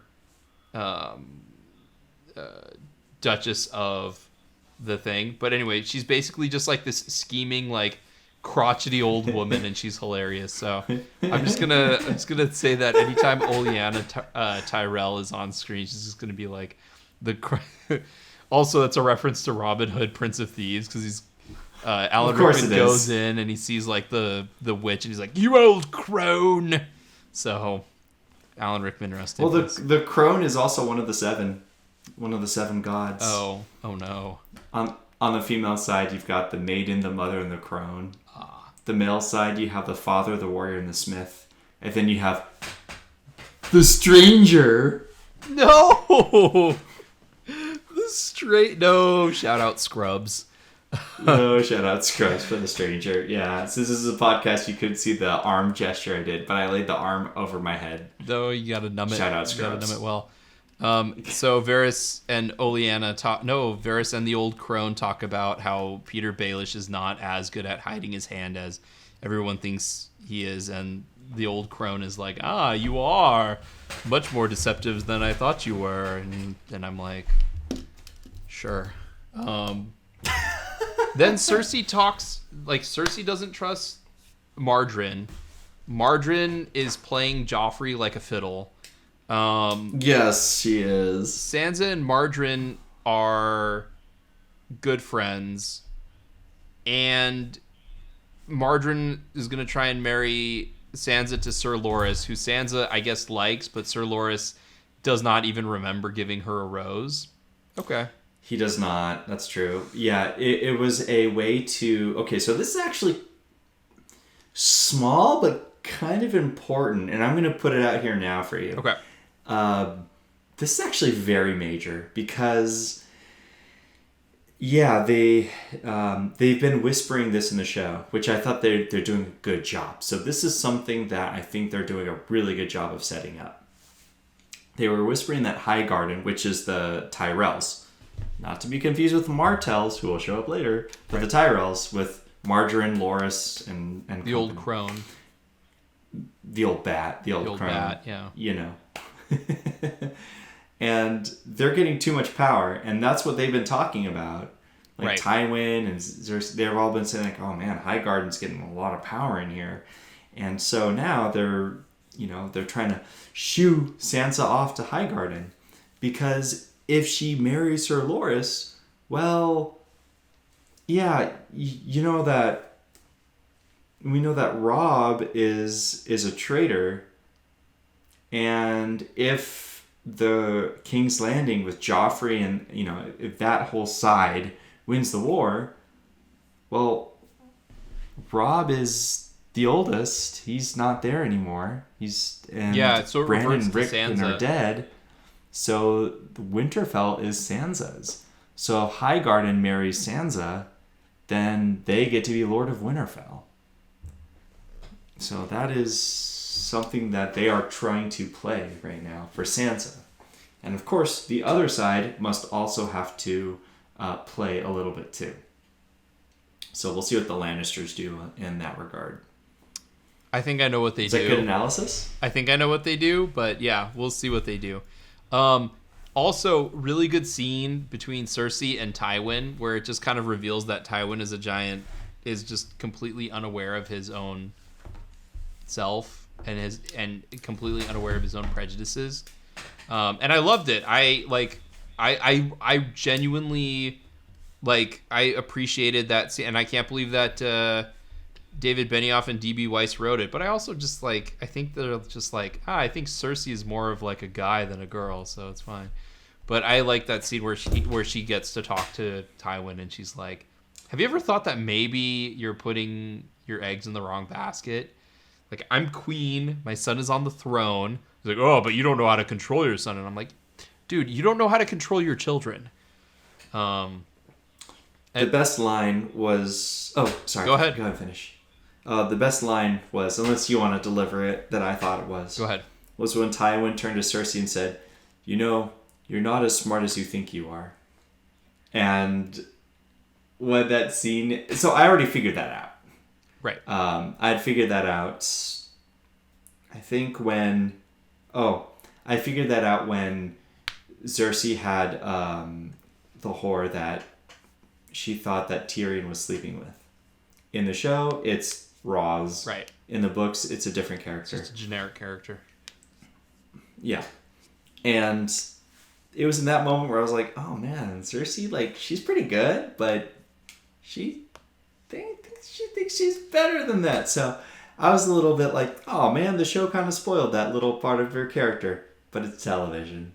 So yeah. I did like that it was in there. In the end, I like that it was in there. I think she's smarter than Tywin thinks she is, but she's also not as smart as... She's not as smart as she thinks she is. So I like that. There's that play that they can do in there. There's that gray area that they get to play in. Yeah. That's true. I disagree with you, though. I think Tywin knows. He's like on a whole nother level. I may agree with you in the book, but in the show I don't, because like he thinks he can solve all of their problems and he hasn't solved any of them. He's made everything he's made everything worse. And he was it him?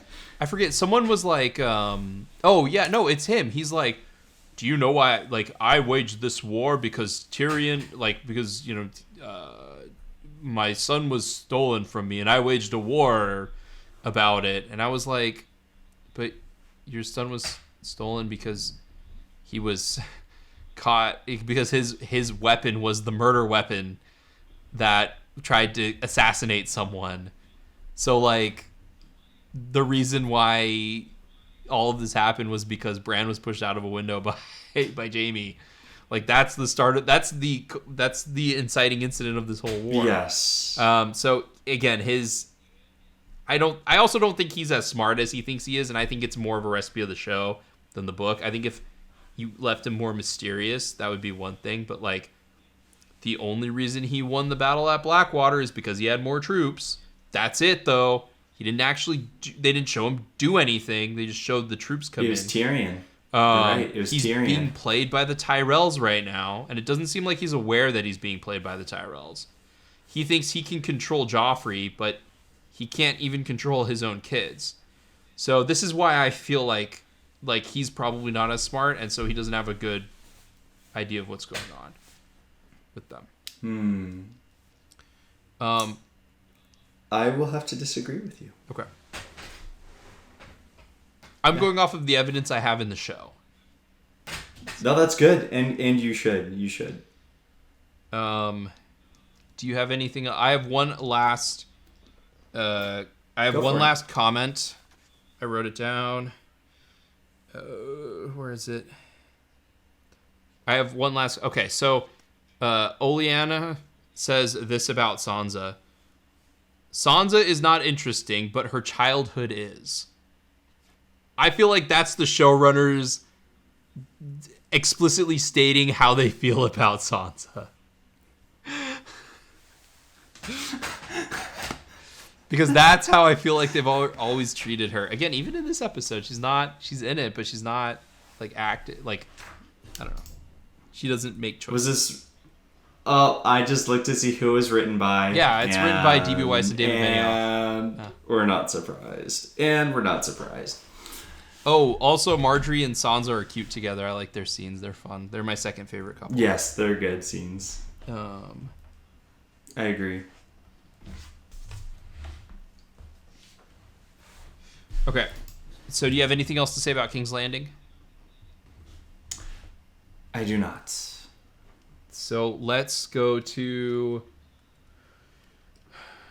All right, so Arya, Gendry, and the Hound are taking it... No! Beric Dondarrion! No, Beric Dondarrion! He's back! That's when they... This is one thing that I was sad that the show did not set up. Oh.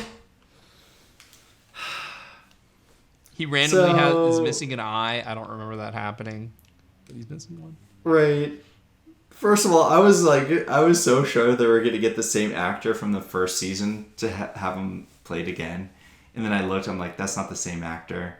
Yeah, I went back and I checked. I don't know why I did it, but I was like, he was probably a throwaway cheap character in the first episode, or the first season. Because like, oh, we'll have this guy play Beric Dondarrion.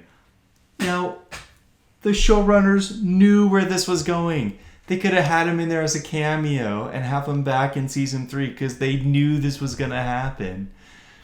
So I was a little sad that guy wasn't there because he looked like a Beric Dondarrion to me. I don't know who this guy is, but I don't even know what Beric Dondarrion did. I don't remember him at all. I just remember you saying his name. Yeah, because in the first season and in A Game of Thrones, the book, Gregor Clegane was going to the villages and he was raiding them and pillaging them, and he did it without his banners. So they were like, "Oh man, what's going on?" And so Ned Stark was like, "Okay, we gotta get Gregor Clegane the Mountain. We have to get him. We gotta get him done." Because the person said, "He split the guy in half with his sword, and he even cut the head off a horse." And then Peter Baelish turned and said, "Sounds like somebody we know." I don't know if that's striking a bell in the scene. I do remember him turning around and staring at Ned, and I was like, "This isn't going to be good." So he did say, "Which of you are going to go out and go after Gregor Clegane?" And then Beric Dondarrion stepped forward. He's just like, "Sir Beric Dondarrion, I'll go after Gregor Clegane." And that was his only scene the whole season. But in the second book, you have the Tickler saying, "Where's Beric Dondarrion? Where's the Brotherhood Without Banners? Where's Beric Dondarrion?" So he kept hearing his name over and over again. And you're like, what? Like, who the heck is this guy? And then, yeah, he's the leader of the Brotherhood Without Banners. He stopped going after Gregor Clegane and founded this whole thing. And you wonder, why did he stop going after Gregor Clegane? Well, he has been rumored to have been dead and brought back to life. Or, like, maybe not brought back to life, but just dead. And like, how could he be dead? He died over here. No, I saw him get hanged. No, I saw him get a lance through the chest. No, I saw him do this. Like, how is this the same guy? He just keeps dying, and yet he's still around. And you kept hearing these rumors and legends about Beric Dondarrion. Like, how is he still alive? And so if you look at him, because I looked at him because I was looking out for it. Yep, he had the eye patch because he lost the eye. Gregor Clegane put a lance through his chest, so we haven't seen his chest yet. And he was hanged. And you could see the things around his neck. So the showrunners knew what they were doing to create the character. But I am really sad that they didn't put his history and his lore and his legend in the episodes leading up to his grand appearance. Yeah. That's all I had to say about that. He's gonna he pulled a Tyrion and he's gonna fight the Hound. So we'll see what happens there. Yes. Yeah, Beric Dondarrion. Who do you think is gonna win that fight? Remember, it's a show. Deaths happen. I'm not gonna tell you. I'm not gonna tell you. Do you know who wins or who wins? Who do I think wins the fight? Yeah. Well, first, do you know who wins the fight? No, but I have an assumption. Okay. Go ahead. I assume the Hound's gonna win.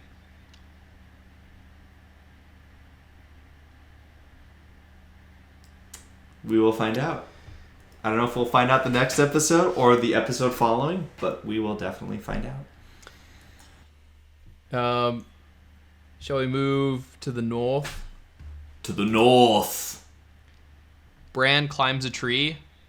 He sees his mom as he's falling down. It's exactly the same shot as him falling down in the first episode, but this time from a tree. And Love Actually Kid is back. And yeah, that's all I have to say about that. Yeah. Not much to say. Another little snippet in the world of Bran. Snippet. That's it. Theon, this is the thing you were talking about. Theon confesses that he made a mistake.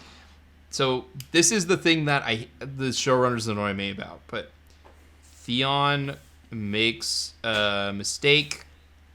He admits he made a mistake. He says that he was always in the light of, like, he comes to a lot of realizations, like, oh, I always hated Rob. Why did I hate Rob? Because he was who he was, and that's it. And I don't know why I hated him because of that. I don't know why I thought. And he's like analyzing his own inferiority complex. He comes to this great realization, and he's like all happy. And he goes into the room, and he's like, "Wait, is my sister here?" And then they reveal the cross, and like, I know you hated it, but I was like, "Oh, this poor dude." It was kind of epic. I cried a little bit inside. And then Ramsey does the stupid thing. He closes the door. Oh, and he also killed all of those men. It's like... Hand on forehead. Whatever. So, poor Theon. This episode is where I was like... Alfie Allen is like really good. He does a fantastic job.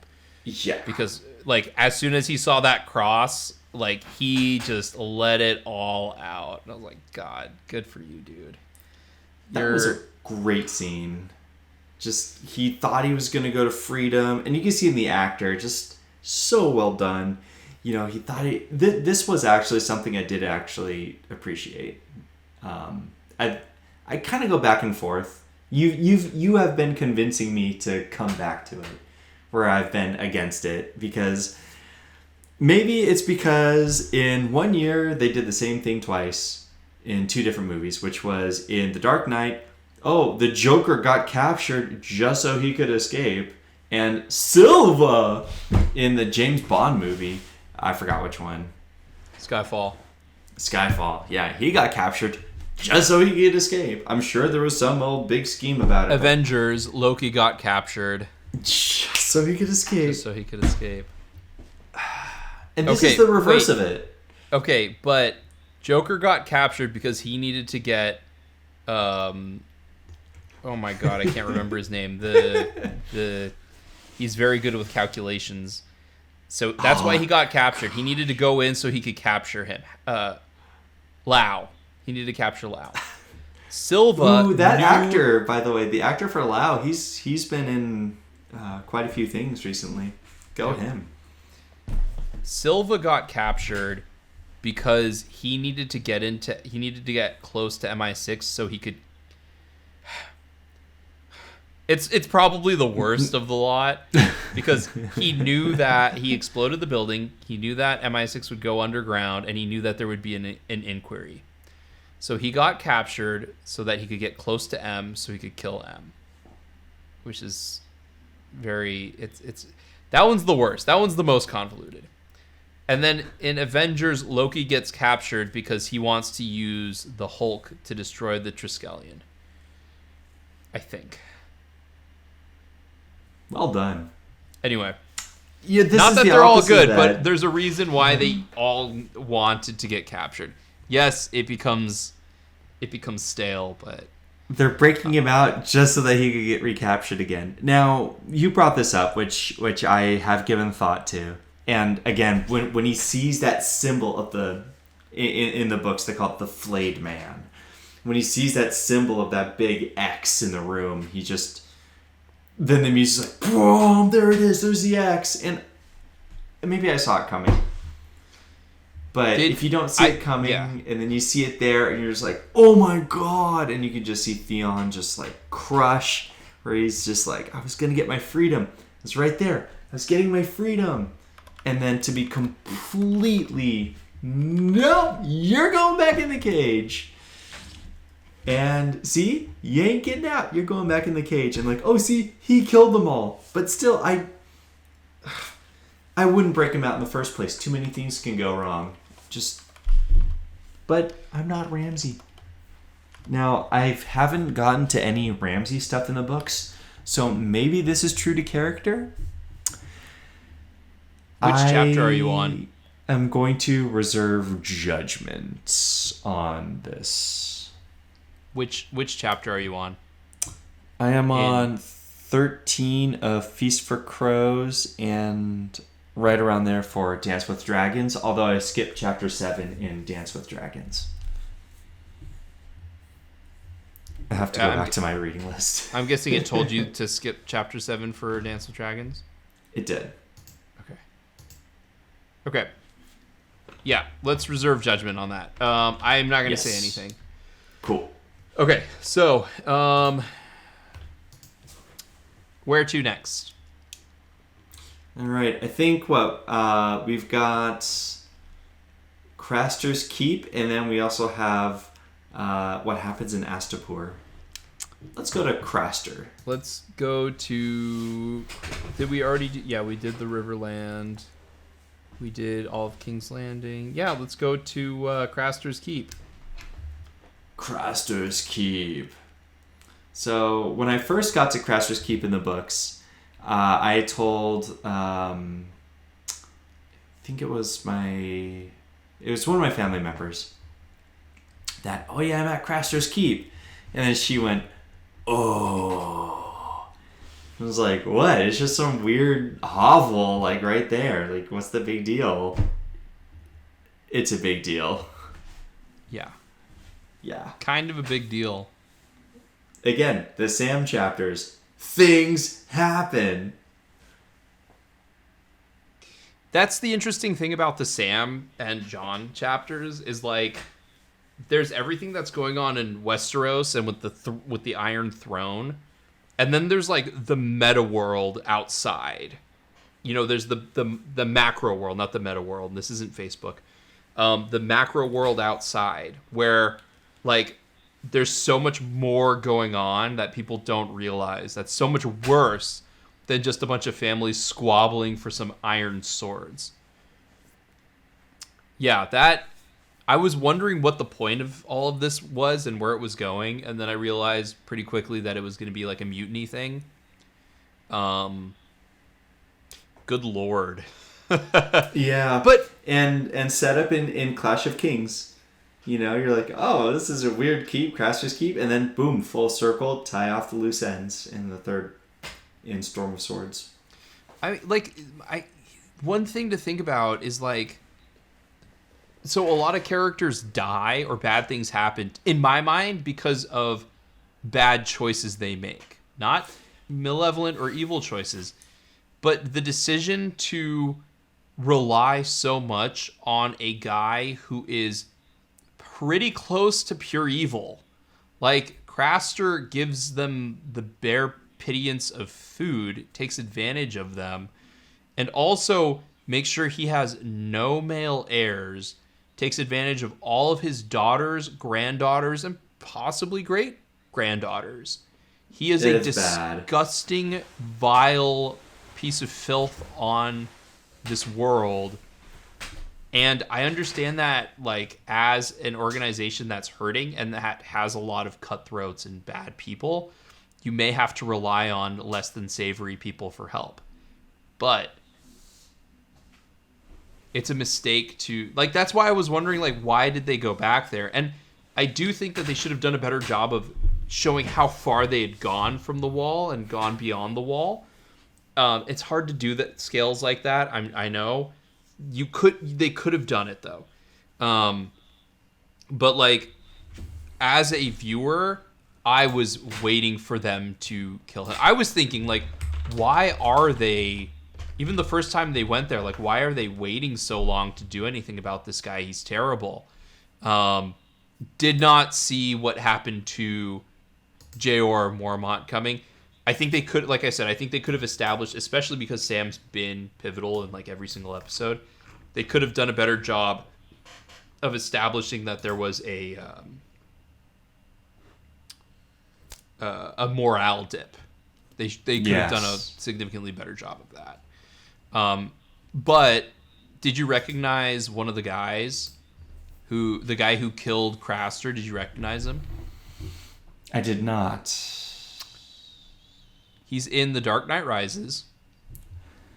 He is also in Pacific Rim.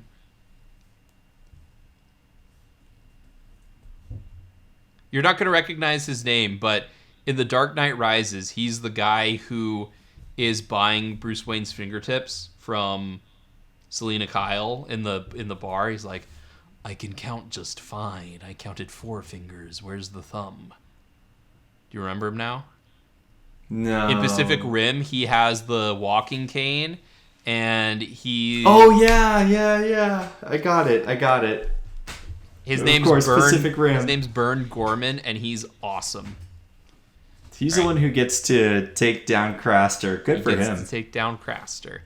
And apparently he's been in a couple of episodes, but I only noticed him in that one. So, good on you, showrunners. Good on you.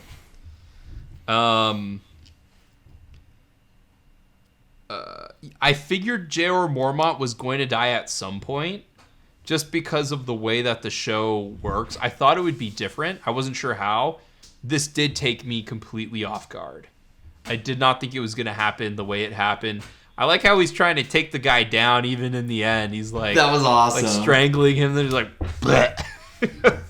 Okay.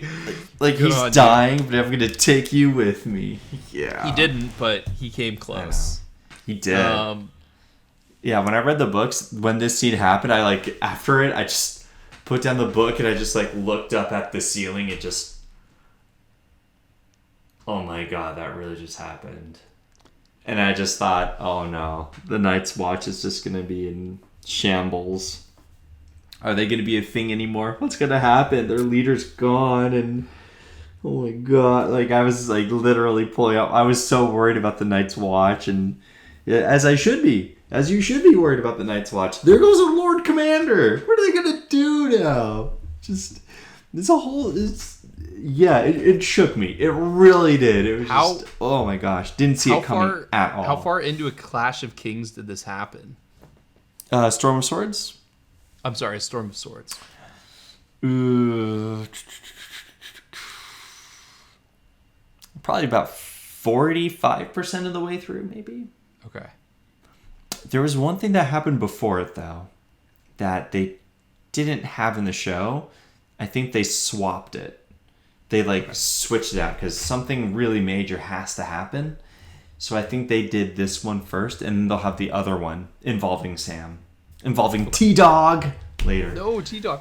I did miss this though. So apparently, Ras threatens to kill Sam if he ever finds him, and Sam flees with Gilly. Gilly. I feel like I missed that too. I feel like I missed that. So Wikipedia, maybe you're doing us wrong. I don't know. That's crazy. That's the thing is they do plant some of these things where I'm like, I can't wait to watch the next episode. But that's also a problem where it's I'm not processing what's going on. They're giving me just enough that I can't wait to see what happens next. And that's good to keep you hooked. But it's also okay, but what's going on with Jon Snow? You know? In this age of dopamine hits, and this is a problem that I'm having with it, is that in this age of dopamine hits and instant gratification and the big, whoa, that just happened, how are they gonna outdo themselves, oh my god, they totally outdid themselves, oh my god, they totally outdid themselves, and all the twists and turns and things happening and people dying, all this stuff, the reputation of the show. Yeah. It bothers me a lot because it's not about that. The show is trying to get some reputations, right? Whoa, they're killing off major characters. Whoa, they do this. And that's all it's known for. And that's not what it should be known for. That's not what it should be known for. And it just bugs me. It bugs me a lot. Let's finish up the episode and then talk about that a little bit. Okay. Astapor. So... this is what's even drives the point of have the preface and the conclusion at the end. The whole final part of this episode is just Daenerys. It's you could have done a Daenerys thing at the beginning. I think she plays the fact that she understood what that dude was saying the whole time really well, because in the previous episode she had that look of oh, you're insulting me, okay, but I'm not showing it. So I was like, does she understand him? And then it's confirmed in this episode. I thought that was a good touch. I was in the back of my mind, I was as soon as she has control of this army, what is stopping her from just ordering them to attack him? Because he has no protections. This seems like a very insane oversight. This is It was. And there's a good reason for it. Happens pretty much exactly the same in the novel. Greed. And that feeling of I'm untouchable. Yes. Like, I'm so rich, I'm so powerful that I'm untouchable. Yeah, go ahead and buy my entire army. I'm untouchable. I get a dragon. Like, are you kidding me? I get a dragon. And I like the way it was set up, too, because Barristan told her a dragon is worth way more than 8,000 soldiers. Like, you can't just trade a dragon for this. It's worth way more than that. And that was probably when she's like, oh, I bet they'll take it. Yeah, that's true. And again, like, yeah, it's just it's so good. Did it happen pretty much the exact same way in the book? It did. Because a dragon is no slave. Was it cool seeing it visualized? Yeah. Like, I have no problem. I actually have absolutely no problems with that scene. I think it was great. I loved it. I think I that's not true. I have one problem with that scene. But yeah, I thought it was great. So did it meet your expectations then? Yeah. Oh, yeah. Definitely. Yeah, I was blown away. You know what it really got me was I was blown away more than I thought I would be. What really got me was the flames around the walls, and then seeing the flames all around and just all the smoke flying up in the air. That's when it really hit me. I was like, oh man, that was cool. That was really cool. Yeah. I'm glad that happened then, because one of the things I know is that, like, Daenerys goes around and, like, I hope it doesn't spoil anything really, but, like, she's Alexander the Great. She's, like, freeing slaves.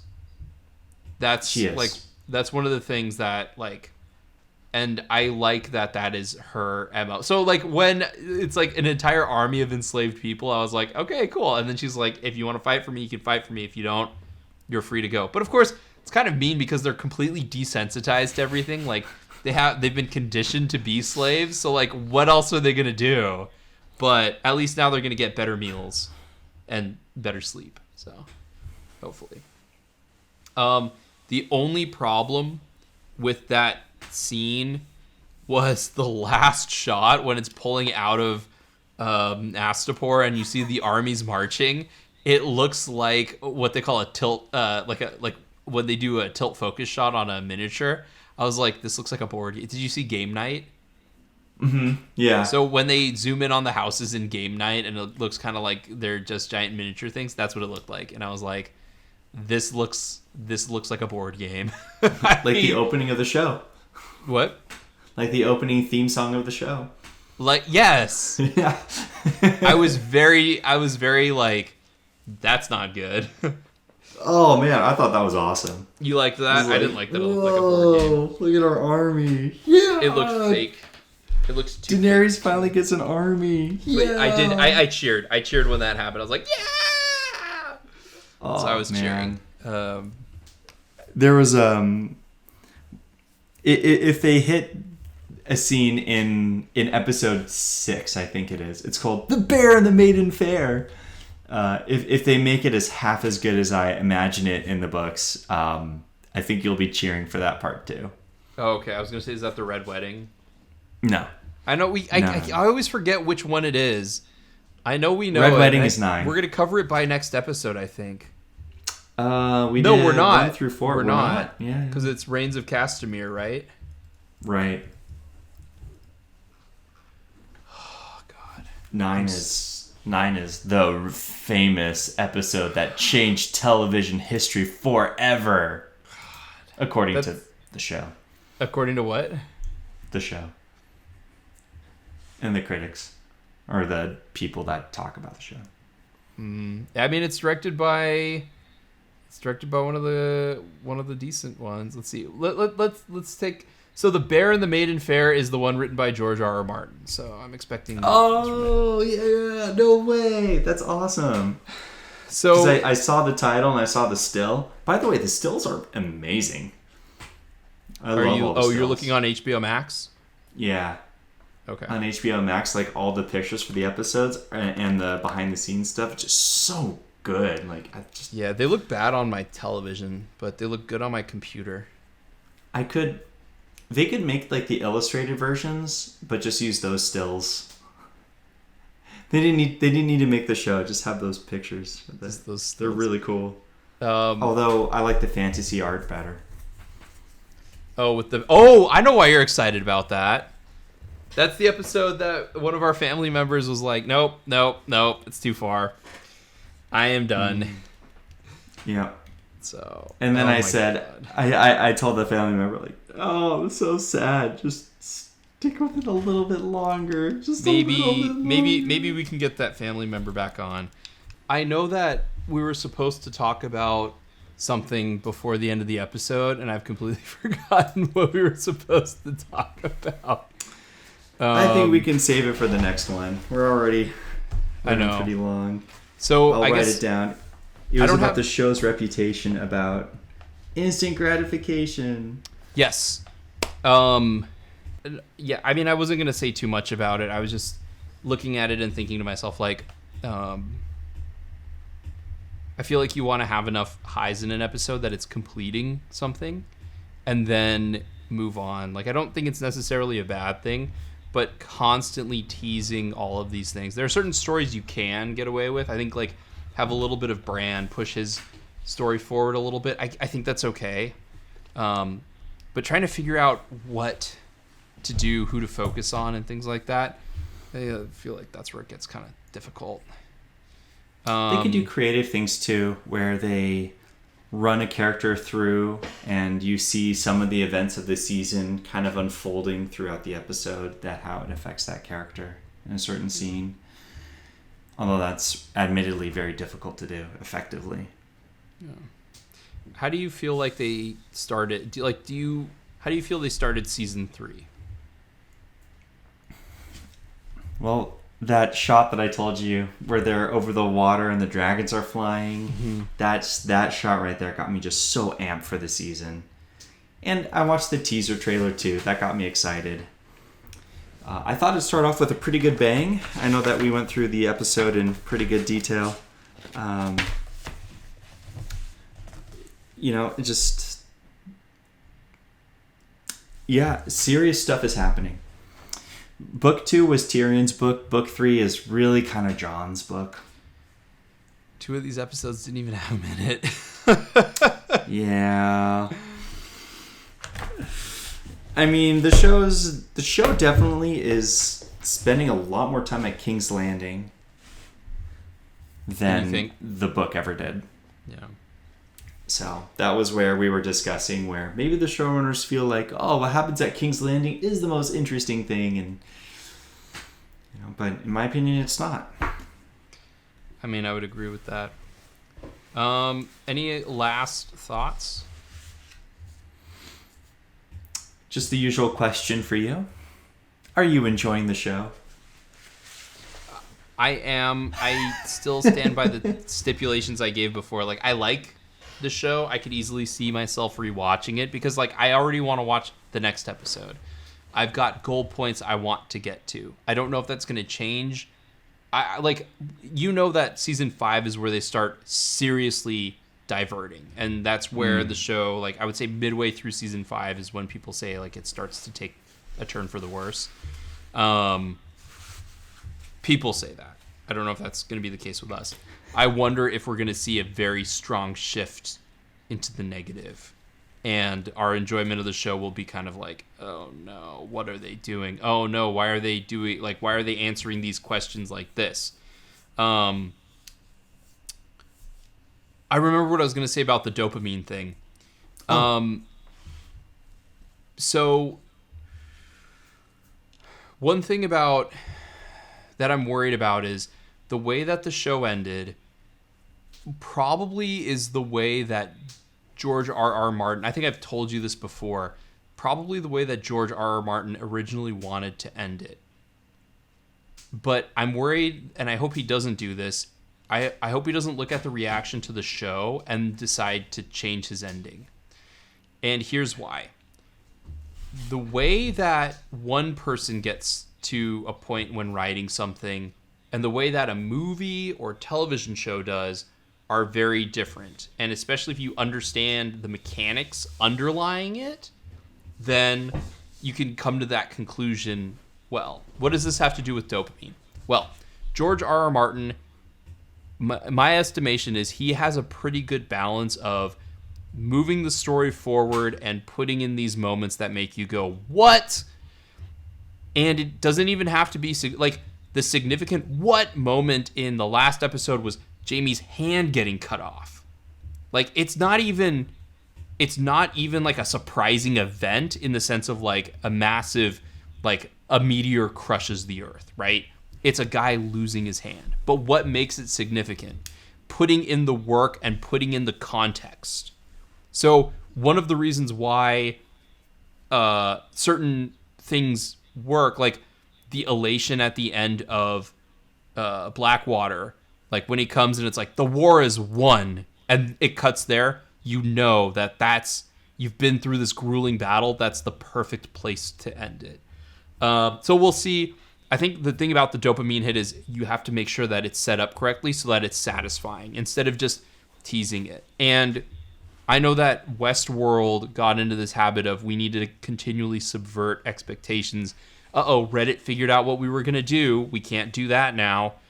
And I think I hope that people realize that it's okay to do what people are expecting as long as when you do it exceedingly well. And then you put that.